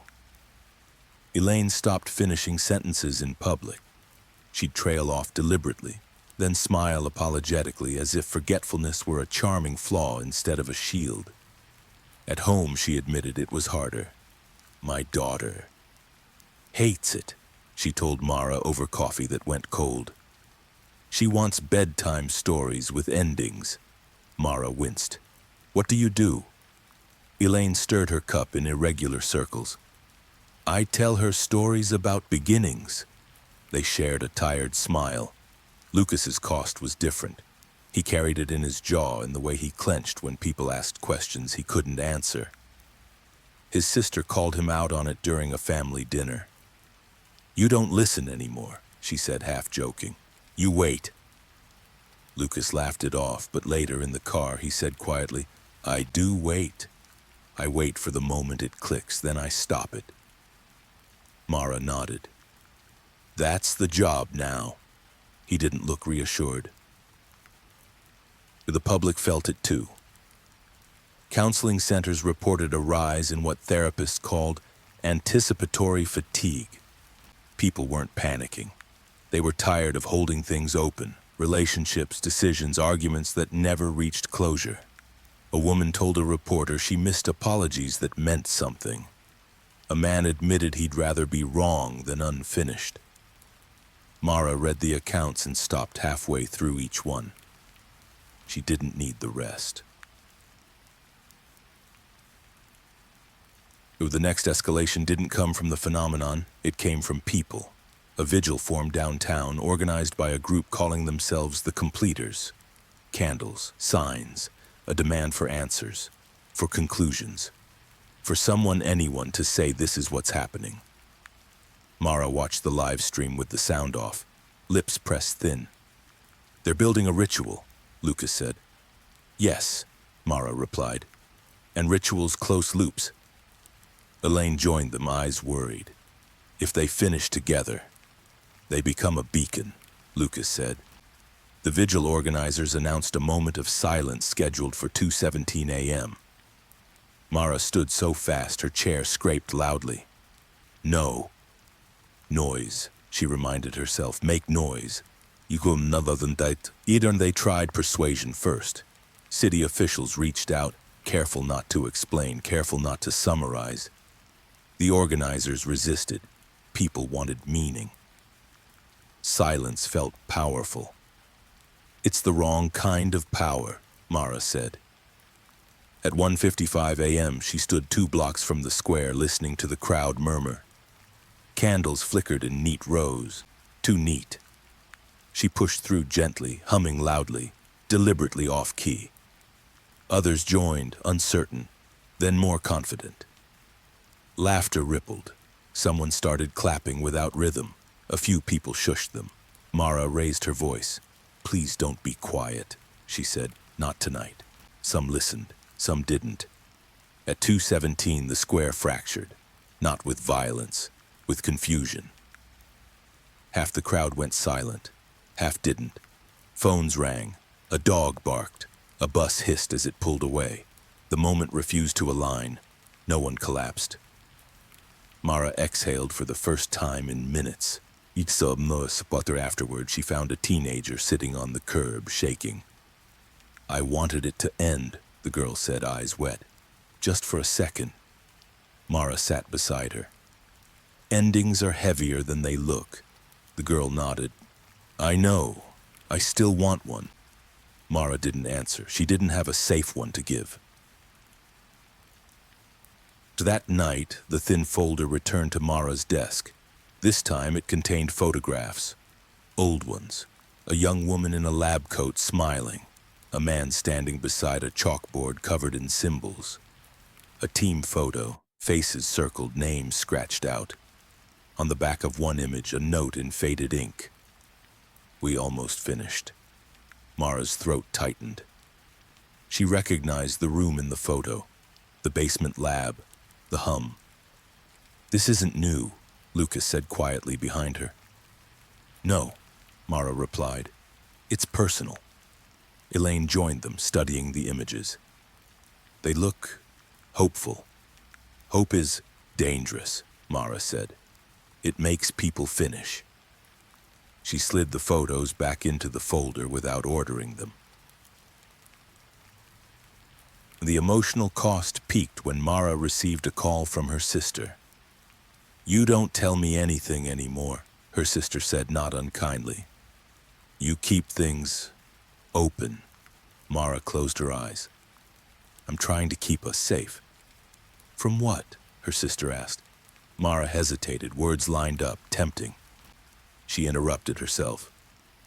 From answers that don't let go. Her sister sighed. I miss when you used to explain things. Mara swallowed. I miss it too. They talked about mundane things instead.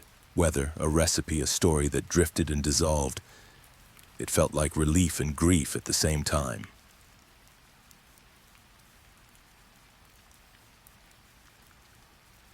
In the weeks that followed, no major incidents occurred. Minor ones did. People freezing briefly, thoughts snagging, moments passing incomplete. The phenomenon adapted less, pushed less, like a pressure system meeting uneven terrain. Mara felt the cost anyway, in the weight of restraint, in the constant vigilance against finishing her own thoughts. She learned the signs in herself, the tightening, the clarity that felt too clean, the urge to conclude. She interrupted it with noise, with mess, with human friction. Lucas did the same. Elaine too. They paid the price in exhaustion and frayed patience. But they lived. One evening, as rain ticked against the windows, Lucas asked the question they'd all been avoiding. How long can we keep this up? Mara stared at the board, at the half-lines and open spaces. She resisted the urge to answer cleanly.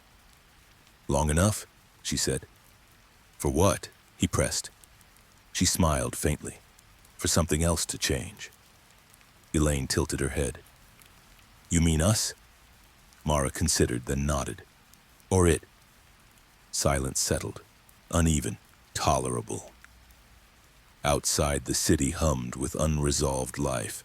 Inside, the cost of knowing too much pressed in, but not enough to break them. Not yet. And that, for now, was victory enough. Mara began to understand grief as a shape without edges. It wasn't the sharp pain she'd expected, the kind that demanded tears or dramatic collapse. It was softer, more persistent, a pressure that stayed just below the surface, reminding her that restraint had a cost no one could invoice or reimburse. She felt it most in ordinary moments. Standing in line at a grocery store, watching a man debate between two brands until his shoulders tensed and his breathing grew shallow. Mara hummed softly. He glanced at her, startled, then laughed at himself and grabbed the first box. At a crosswalk, a woman stared at the countdown clock, lips moving, eyes narrowing as the numbers approached 0. Mara stepped forward and asked for the time, breaking the spell.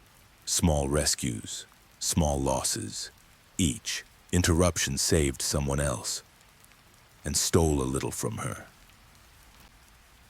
Lucas started avoiding mirrors. He didn't say it out loud, but Mara noticed the way he turned slightly when passing reflective glass, how he kept his gaze on her instead of his own face. One evening, as they shared a late meal neither of them finished, he admitted it. I don't like the look I get right before it clicks, he said. That moment when everything feels lined up. I see it on my face. Mara nodded. I know the look. It scares me, Lucas said. Not because of what it might do, because of how good it feels. The admission hung between them, heavy and honest. That's the hook, Mara said quietly. Relief, Lucas swallowed. And we're denying it to everyone. Yes, she said, including ourselves. They sat with that, forks resting idle, the room filled with the low murmur of a radio left on for company. Elaine's breaking point came quietly. She called Mara late one night, voice thin. I finished a story. Mara sat up. Elaine, my daughter wouldn't sleep, Elaine continued. She asked how it ended. I didn't think, I just ended it. Mara closed her eyes. I felt it, Elaine said, the pull, the satisfaction, and then nothing happened. Mara exhaled. Nothing? No spike, no pressure, no response. Mara frowned. Are you sure? Yes, Elaine said. I waited, I listened, I made noise after, but it didn't come. Silence stretched. So what does that mean? Elaine asked. Mara chose her words carefully. It means context matters. Because it was a story, Elaine asked. Because it was gentle? Because it wasn't a hunt, Mara said. It wasn't about understanding a system, it was about comfort. Elaine let out a shaky laugh. So we can end some things. Yes, Mara said, just not the ones it feeds on. They both knew the distinction would never be clean. The city learned it too. People found places where endings were safe. Songs faded out instead of cutting off. Conversations closed with laughter, not conclusions. Art exhibits posted plaques that invited interpretation instead of explanation. Therapists reported progress when they stopped pushing for insights and started encouraging tolerance for ambiguity. Still, the fatigue deepened. A teacher collapsed in tears during a staff meeting, not from exposure but from exhaustion. I just want to know what I'm doing, she sobbed. I want a rubric. Mara watched the clip and felt the ache spread. Wanting clarity wasn't a flaw. It was human. The phenomenon pressed again, subtly, not through deaths, through temptation. A think tank published a paper claiming to explain the events conclusively. Clean charts, definitive language, a tidy theory. The document spread fast. Mara didn't read it. She watched the metrics instead. Emergency calls ticked up. Sleep complaints rose. People reported headaches and the urge to finish something important. Lucas slammed the printout onto the table, then stopped himself.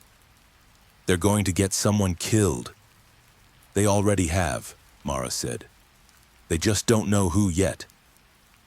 They reached out quietly to the authors, urging restraint.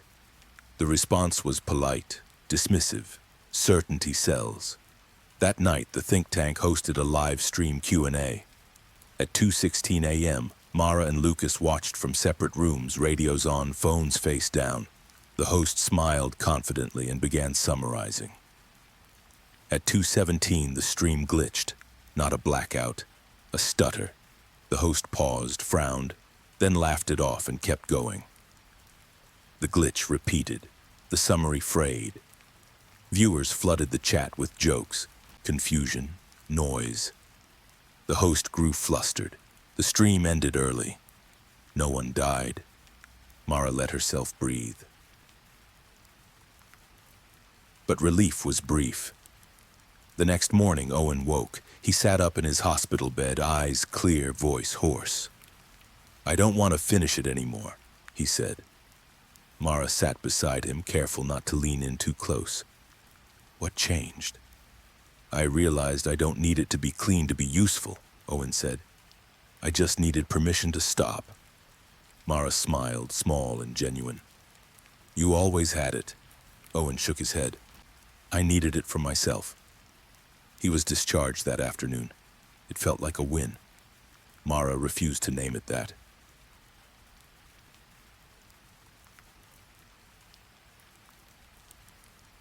The emotional cost settled into something steadier, less sharp, more wearing.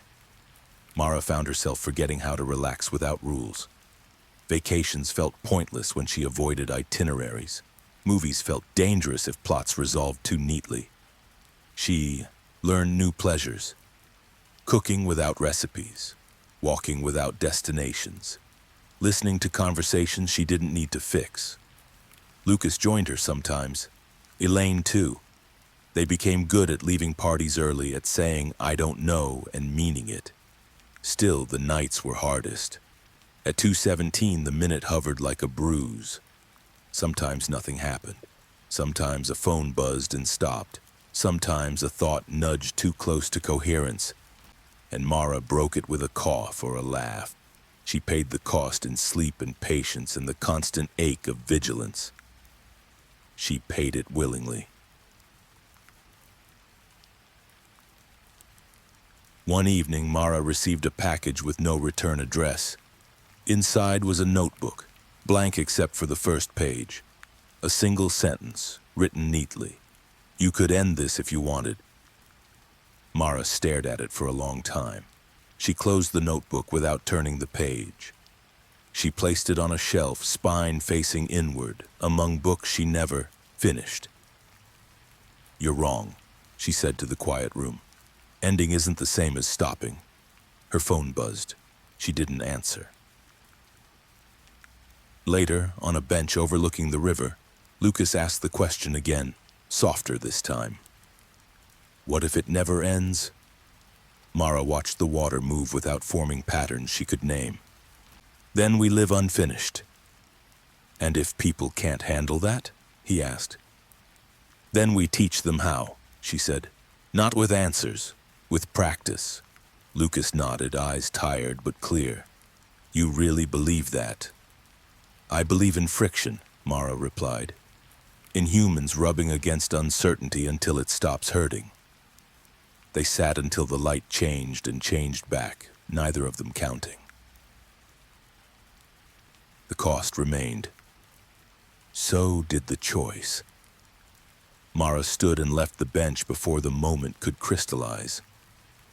Lucas followed. Behind them, the river flowed, without conclusion. Ahead, the city waited, messy, noisy, unresolved.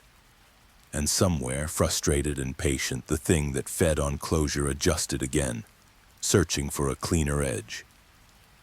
It wouldn't find one tonight. Mara knew that much. She let the certainty pass without holding it.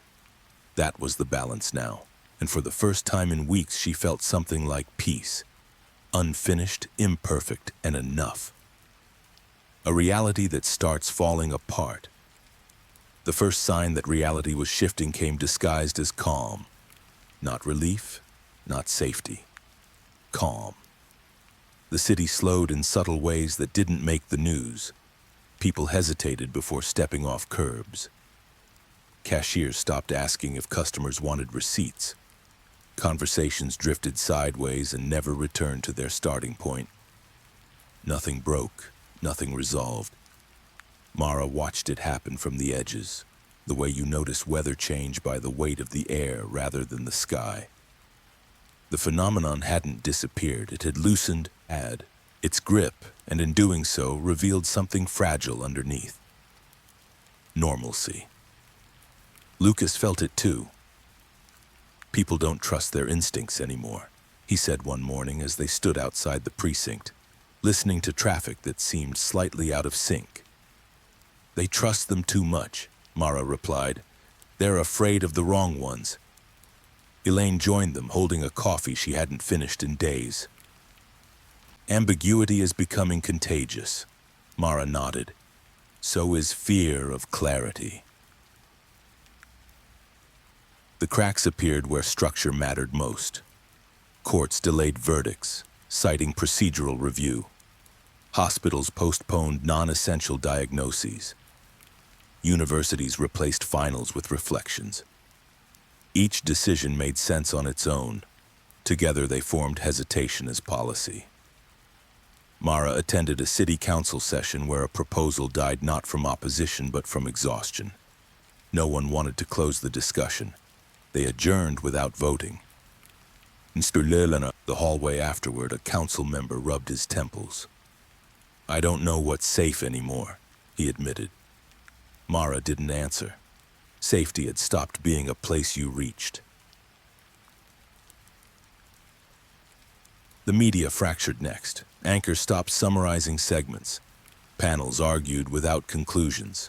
Headlines ended in ellipses, jokes at first, then habit. Viewers complained. Ratings dipped. Panic simmered under the surface. A popular host tried to reclaim certainty with a special broadcast titled The Final Explanation. Mara watched the announcement scroll by and felt her stomach drop.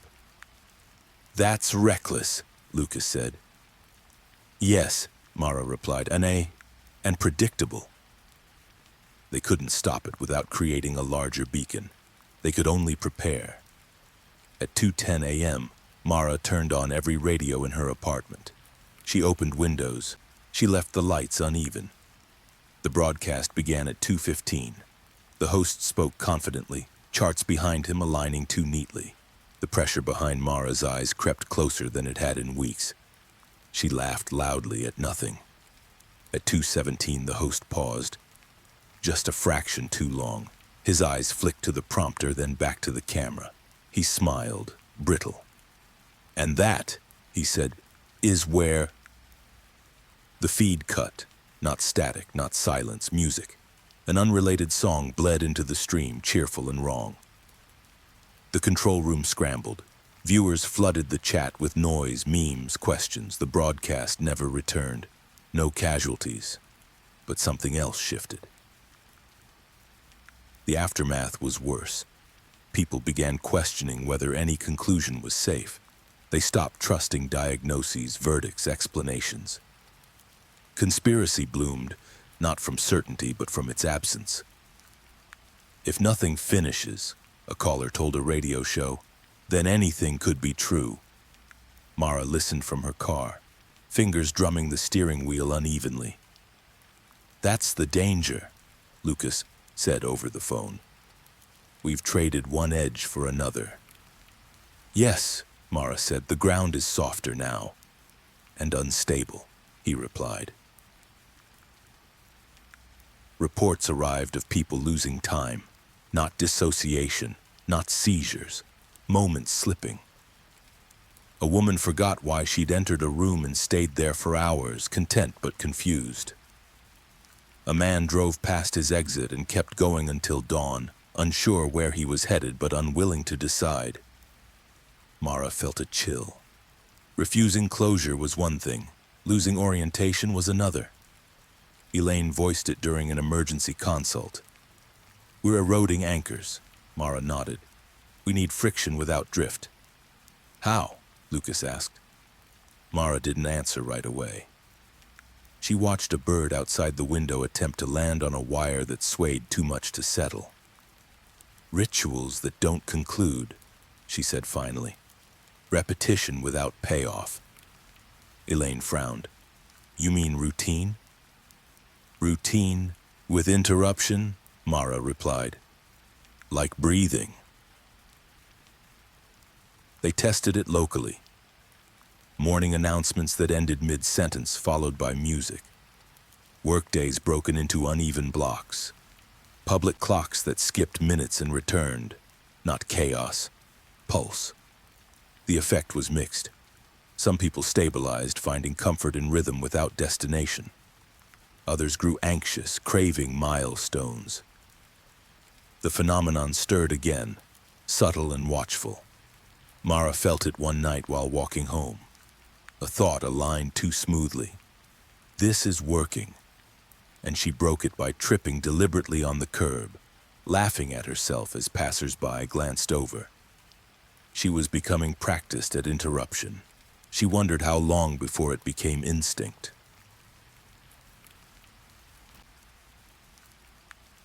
The first true fracture happened downtown. A crowd gathered without coordination, drawn by word of mouth to an empty plaza. No vigil, no signs, just people standing, waiting.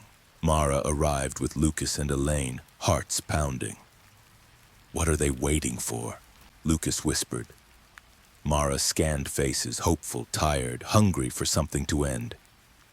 Permission. A man stepped forward and raised his hands. We deserve answers, he said, voice steady. We deserve to know what's real. The crowd murmured agreement. Mara felt the pressure surge. She pushed through and stood beside him. She didn't take the center. She stood off to the side. Reality isn't a prize, she said loudly. It's a practice. The man frowned. That's not fair. No, Mara agreed. It's not. She began clapping, slow and arrhythmic. Lucas joined. Elaine hummed. Others followed, uncertain, then louder.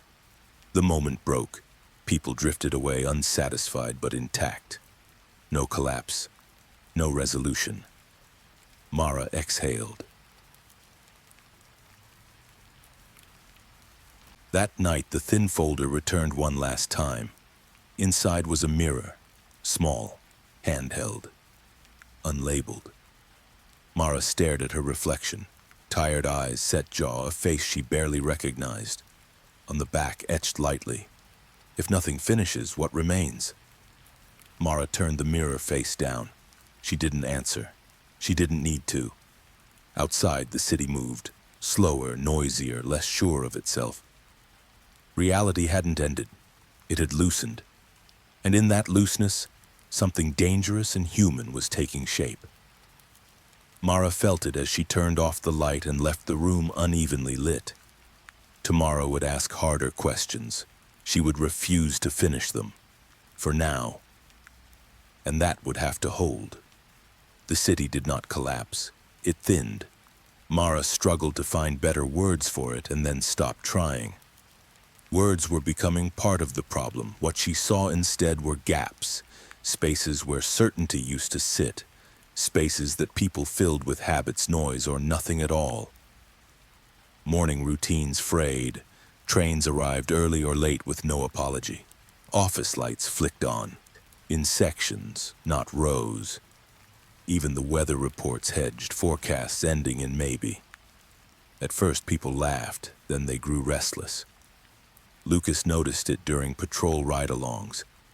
Drivers drifted through intersections long after lights changed, not reckless, just undecided. Pedestrians paused mid-step, eyes searching for cues that never came. They're waiting for something external, he said. A signal. Mara nodded. They always have. Elaine joined them later, voice tight. Emergency rooms are seeing a new category. Name it, Lucas said. Elaine hesitated. They're calling it cognitive vertigo. People feel unmoored, not afraid, directionless.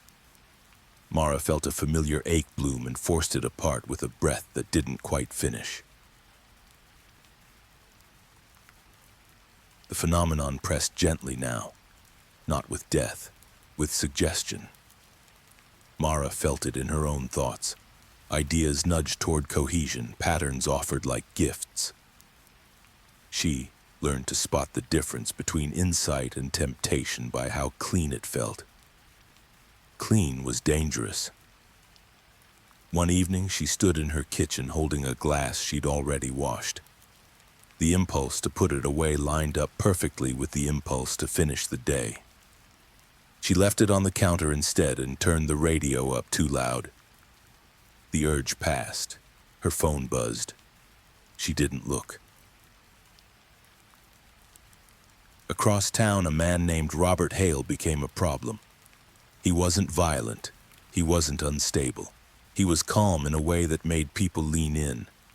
He began gathering small groups in parks and basements, speaking softly about closure, about how humans needed endings to stay sane, about how refusing to finish was eroding trust, purpose, truth. He never mentioned the phenomenon. He didn't have to. Videos of his talk spread, careful, articulate, seductive in their clarity. He offered structure. He offered relief. Sykes called it immediately. This is how it re-enters. Mara watched a clip without sound, then stopped it before the applause. He's building a surrogate ending, she said. A human one. Lucas frowned. Is that worse? Mara didn't answer right away. She felt the temptation herself, the appeal of a shared conclusion, even a false one. It's different, she said finally, and that's the risk. The first incident linked to Hale wasn't dramatic. A woman left one of his meetings and went home.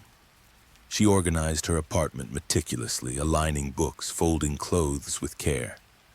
She wrote a letter she'd been meaning to write for years and sealed it. Then she sat down and waited.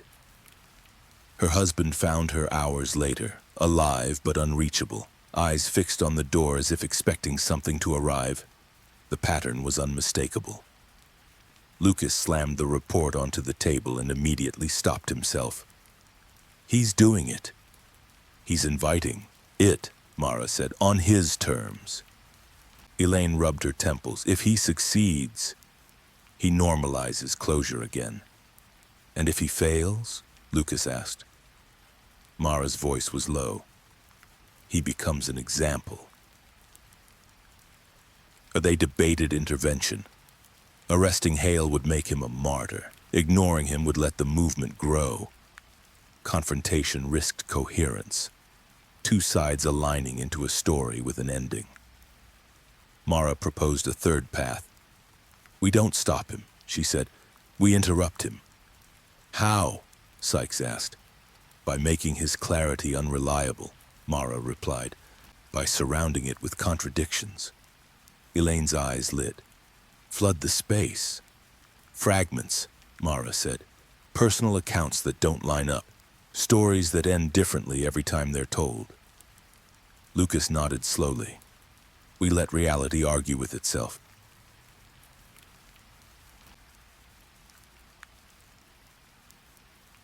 They seeded the fragments quietly. A former attendee spoke about how closure almost killed him and how leaving saved him. Another claimed closure helped, but only once and never again. A third admitted nothing happened at all. The comments devolved into argument. Certainty dissolved into noise. Hale adjusted, tightening his message, promising a final gathering, a resolution night.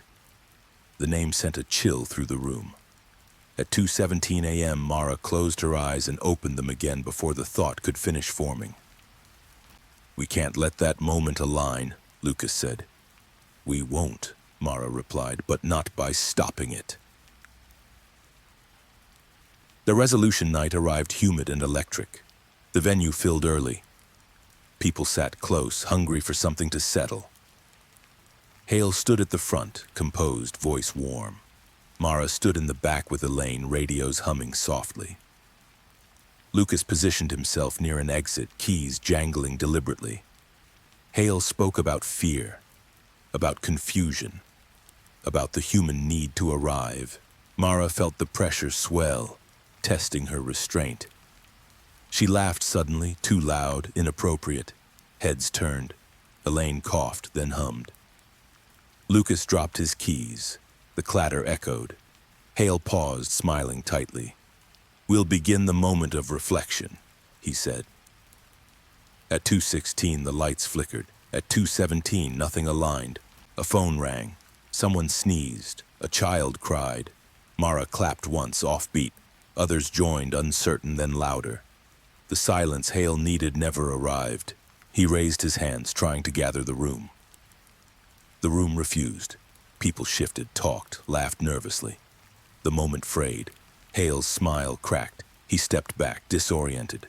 The pressure receded. No collapse, no ending.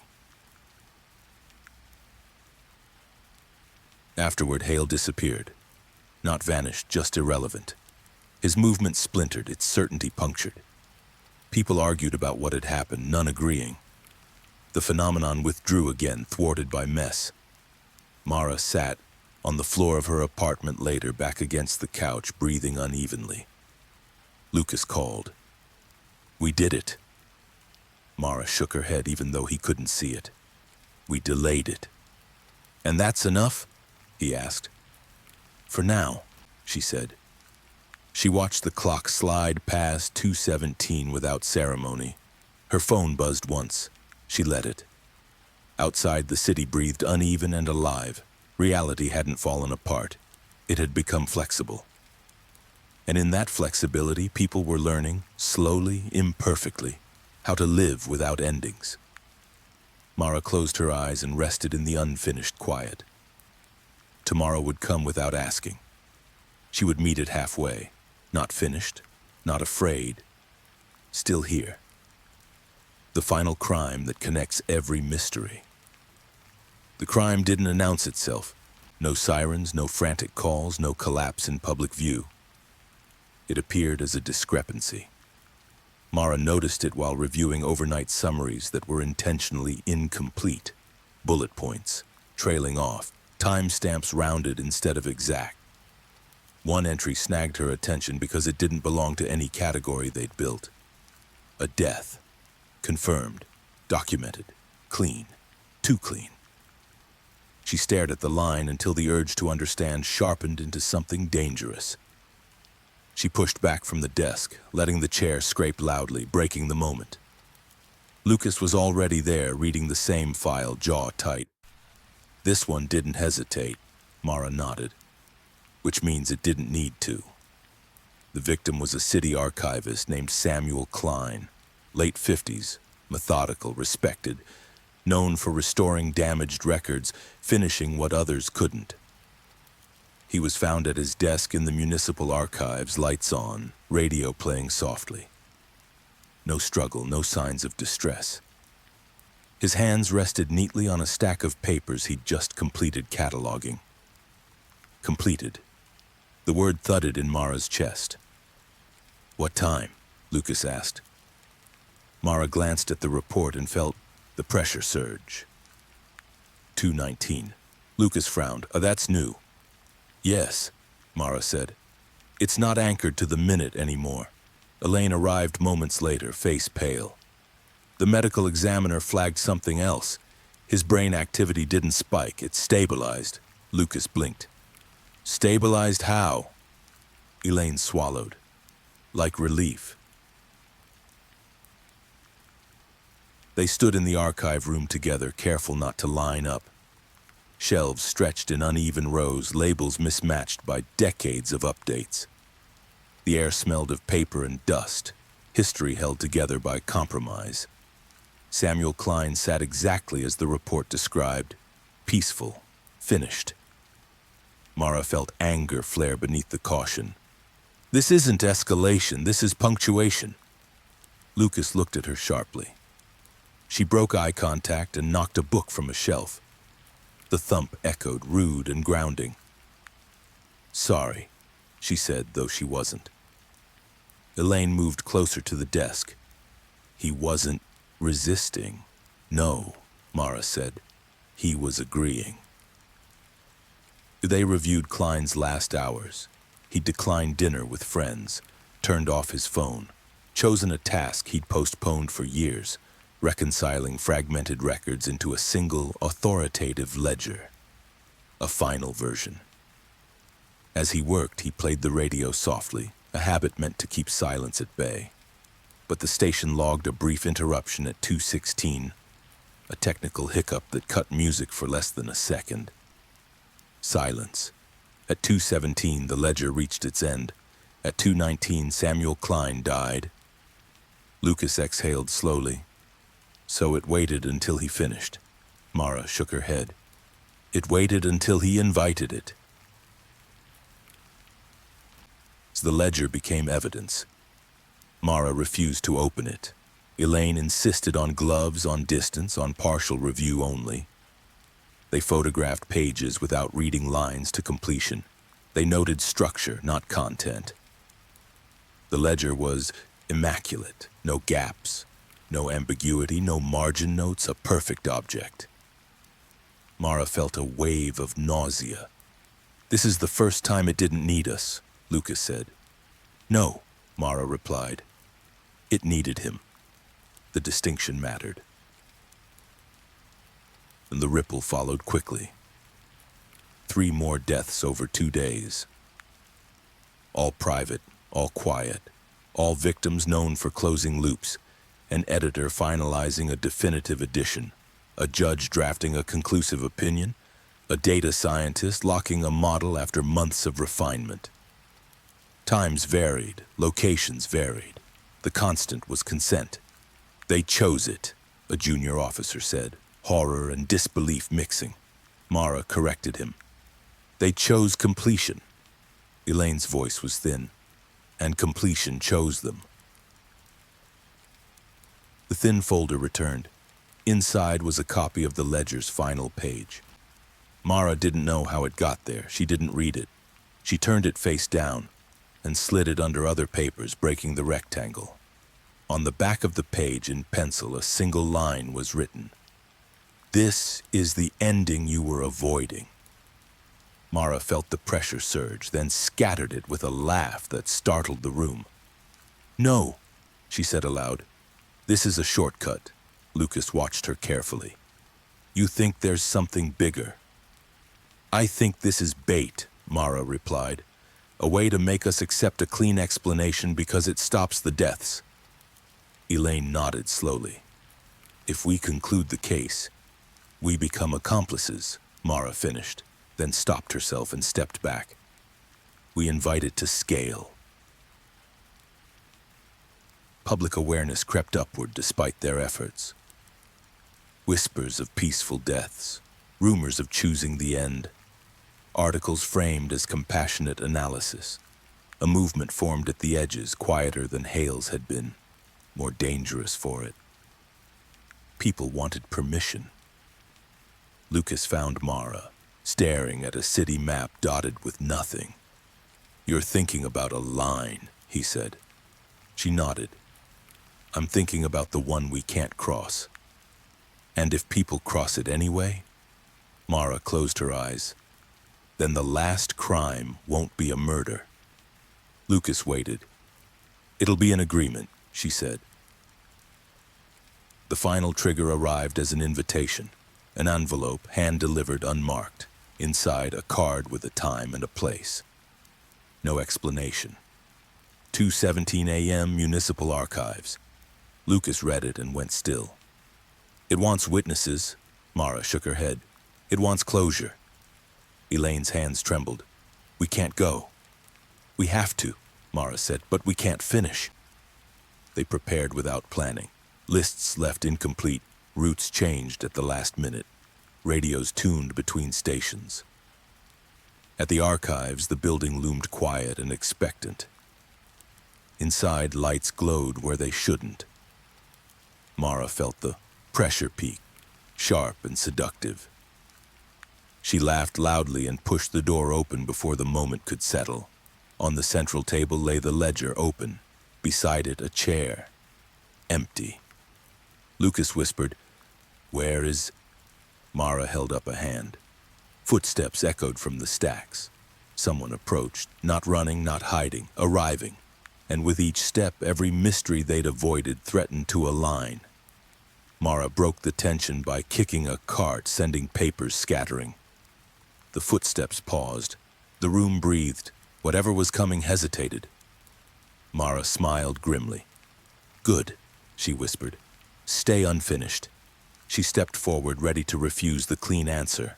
Whatever face it wore, the final crime had begun, and this time it wanted her to decide. The footsteps stopped just beyond the last row of shelves, not retreating, not advancing, waiting. Mara felt the pressure crest, that dangerous clarity offering itself like relief.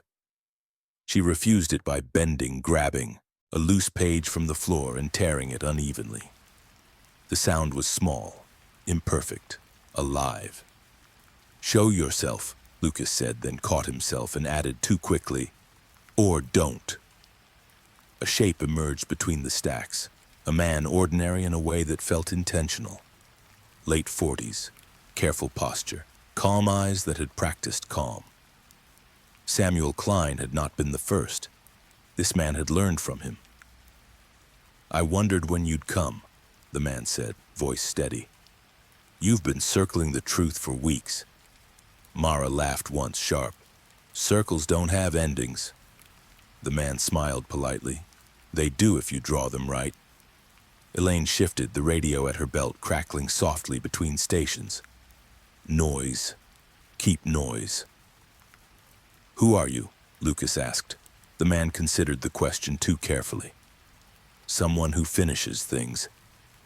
Mara felt the pull. Names, motives, neat lines trying to snap into place. She broke it by knocking the open ledger closed with the flat of her hand, not reading a word. The man flinched. Interesting. You invited us, Mara said. Why? Because this ends tonight, he replied. For you. For everyone. Elaine's voice trembled despite her control. By killing more people? The man shook his head. By stopping the suffering, by letting it complete. Mara stepped closer, deliberately misjudging distance so her foot scuffed a chair. You're confusing quiet with mercy. He held her gaze. I'm confusing chaos with cruelty. The ledger hummed, not audibly but with presence. Mara felt it tug toward coherence. She reached back and turned the radio louder. Static flooded the room. The man winced again.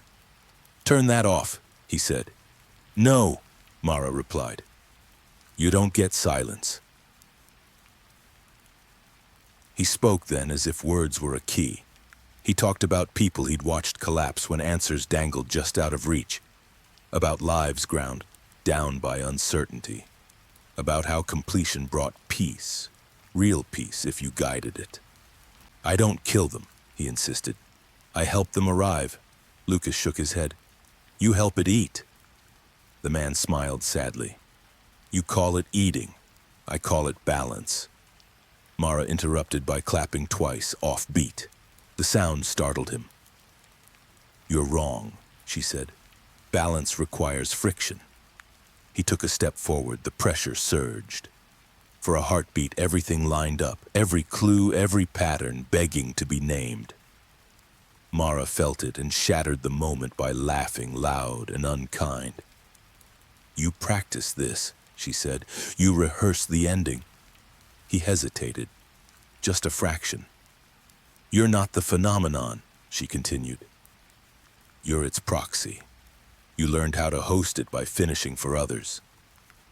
His jaw tightened. Someone had to. Elaine's radio squealed, then resolved into a burst of music.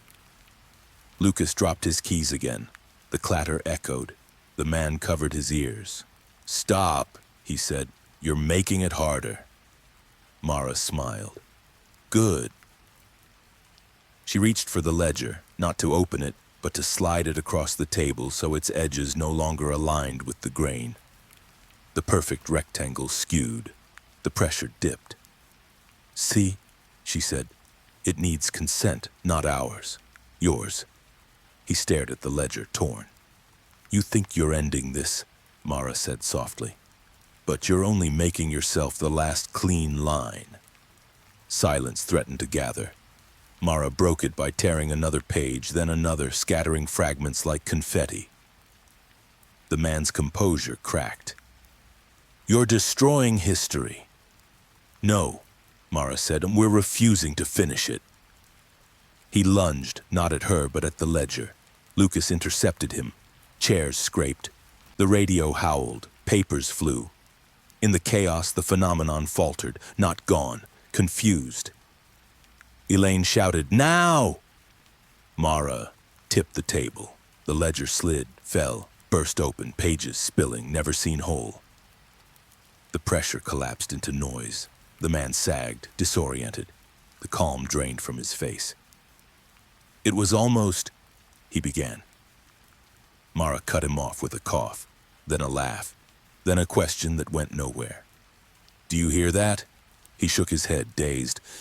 Exactly, she said. They restrained him without ceremony.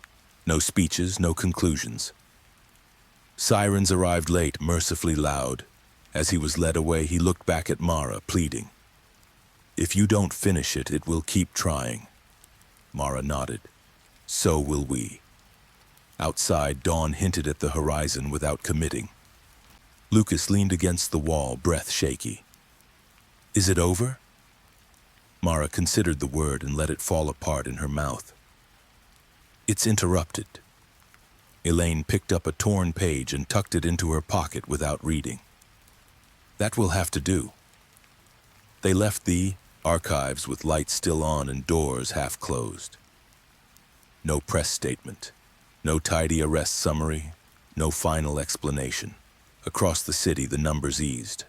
Not 0. Lower. Mara stood on the steps and felt the pressure recede to a manageable ache. The final crime hadn't been a murder. It had been a refusal, and that refusal held for now.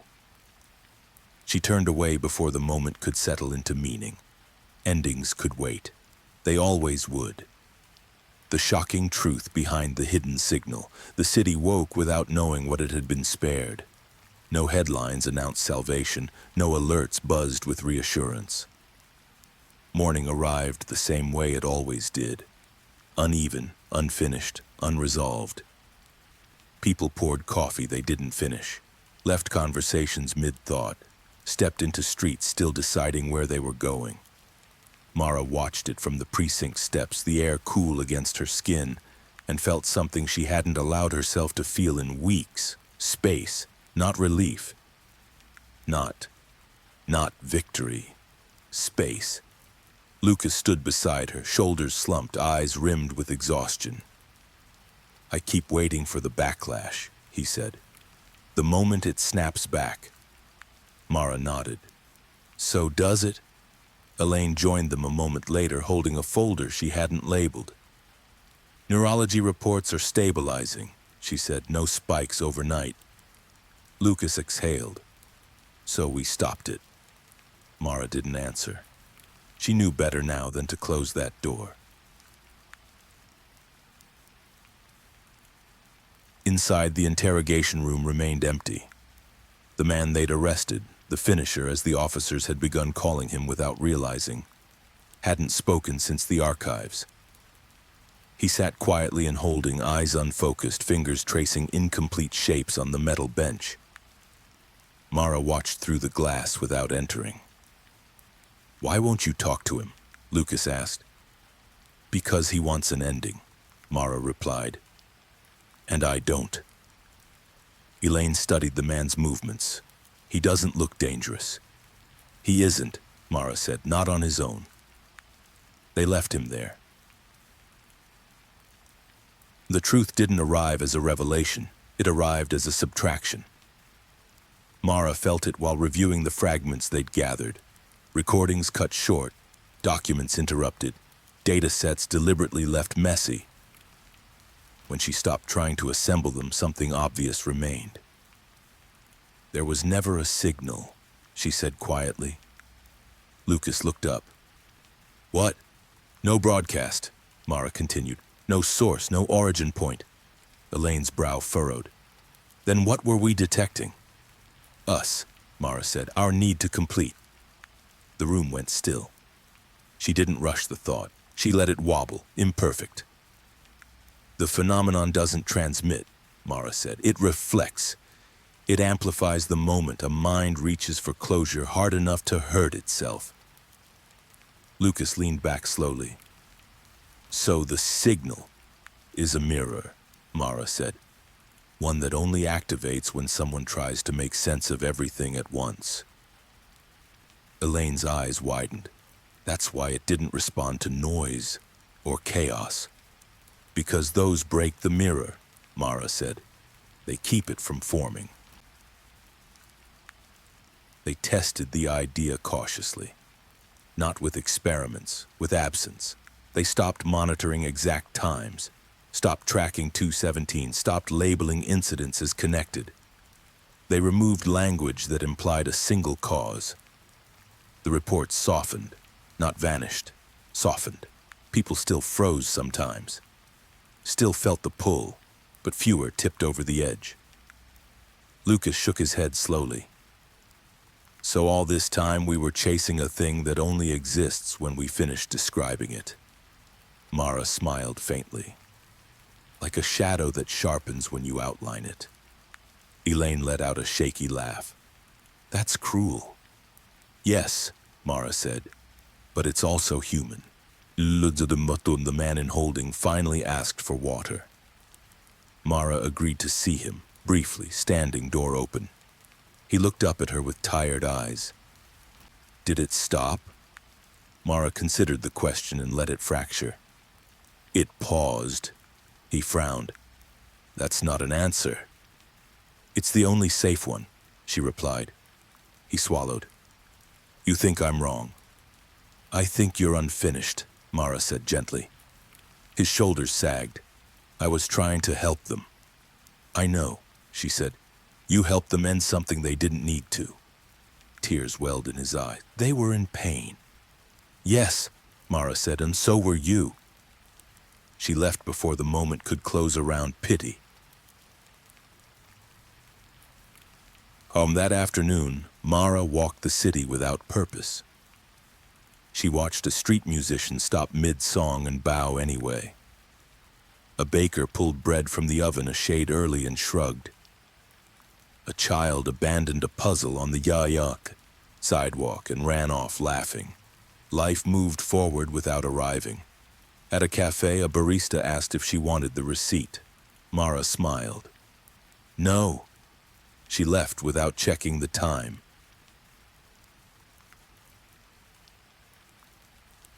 The last piece came quietly. The thin folder, no longer thin, appeared on her desk one final time. Inside were all the fragments arranged badly, overlapping, refusing order. On top lay a note written in the same careful hand as before. If there is no ending, what stops it from trying forever? Mara didn't read it again. She turned it over and wrote beneath it, uneven and unpolished, nothing.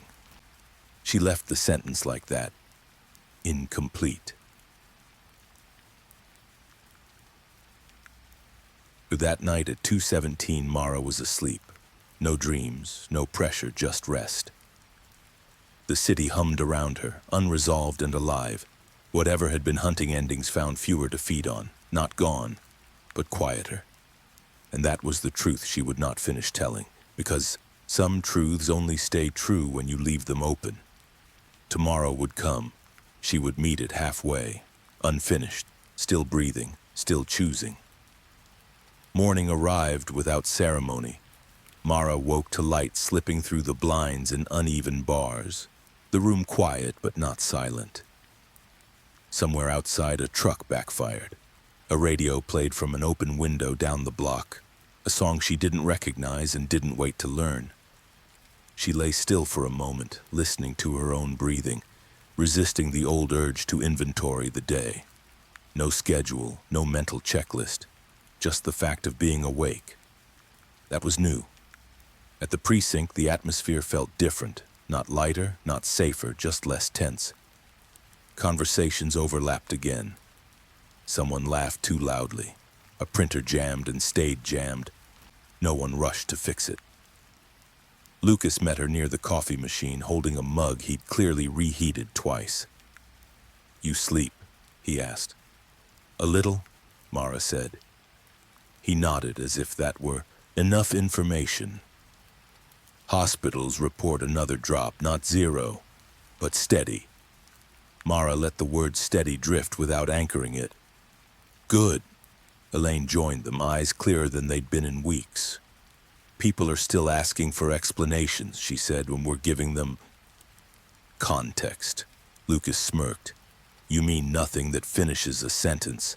Exactly, Elaine replied. They moved on without summarizing. The man in holding was transferred that afternoon. No press conference, no narrative arc. Just paperwork that ended mid-paragraph and a transport that took him somewhere undefined. Mara watched the van pull away and felt no triumph. Only a quiet certainty that jails weren't designed for people who mistook relief for mercy. As the gates closed, Lucas said, He'll talk eventually. Mara shook her head. He'll look for an ending, and won't find one. Mara didn't answer. Answers had become optional. The city adjusted, not because it was told to, but because people copied what felt survivable. Radio hosts leaned into tangents. Teachers graded process instead of results. Meetings ended with, "We'll see," and meant it. Some resisted. A columnist wrote a piece titled, "We Deserve Conclusions." It trended for a day and then fell apart in the comments, arguments spiraling without resolution until readers drifted away. Mara read the headline only. That was enough. And the truth, when it settled, did so without weight. There had been no mastermind, no broadcast tower, no alien intelligence humming beneath the noise. There had only been a human vulnerability, magnified by speed, by data, by a culture that worshipped closure. The signal wasn't something that entered the mind. It formed there. A resonance between attention and expectation.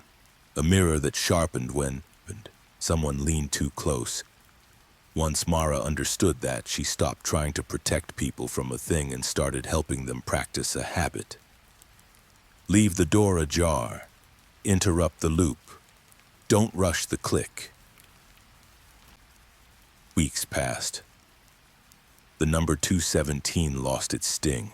It appeared on clocks and receipts and license plates without making Mara's heart jump. She noticed it, then noticed something else. That felt like progress. One evening she sat with Lucas and Elaine on the precinct steps, the sky undecided between dusk and night. "So what do we call this?" Lucas asked, then caught himself and smiled. "Never mind." Elaine laughed softly. "We don't." Mara watched a group of teenagers skateboard past, tricks attempted and abandoned mid-motion. They whooped anyway. "That's the lesson," Mara said. "Momentum without arrival." Lucas considered it. "People will forget." "Yes," Mara said. "And then remember the wrong parts and then forget again." Elaine leaned back, closing her eyes. "You sound okay with that." "I am," Mara said, "because forgetting breaks the mirror too."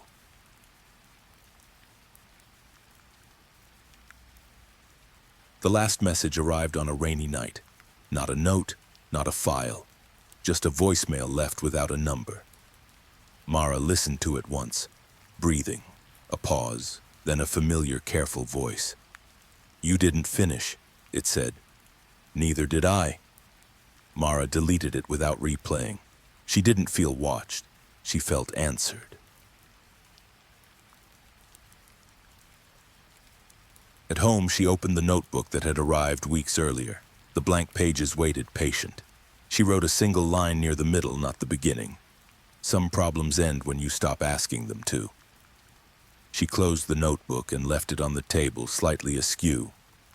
The radio played in the background, volume changing with the static. A song faded out before the chorus and never came. Back. Mara smiled.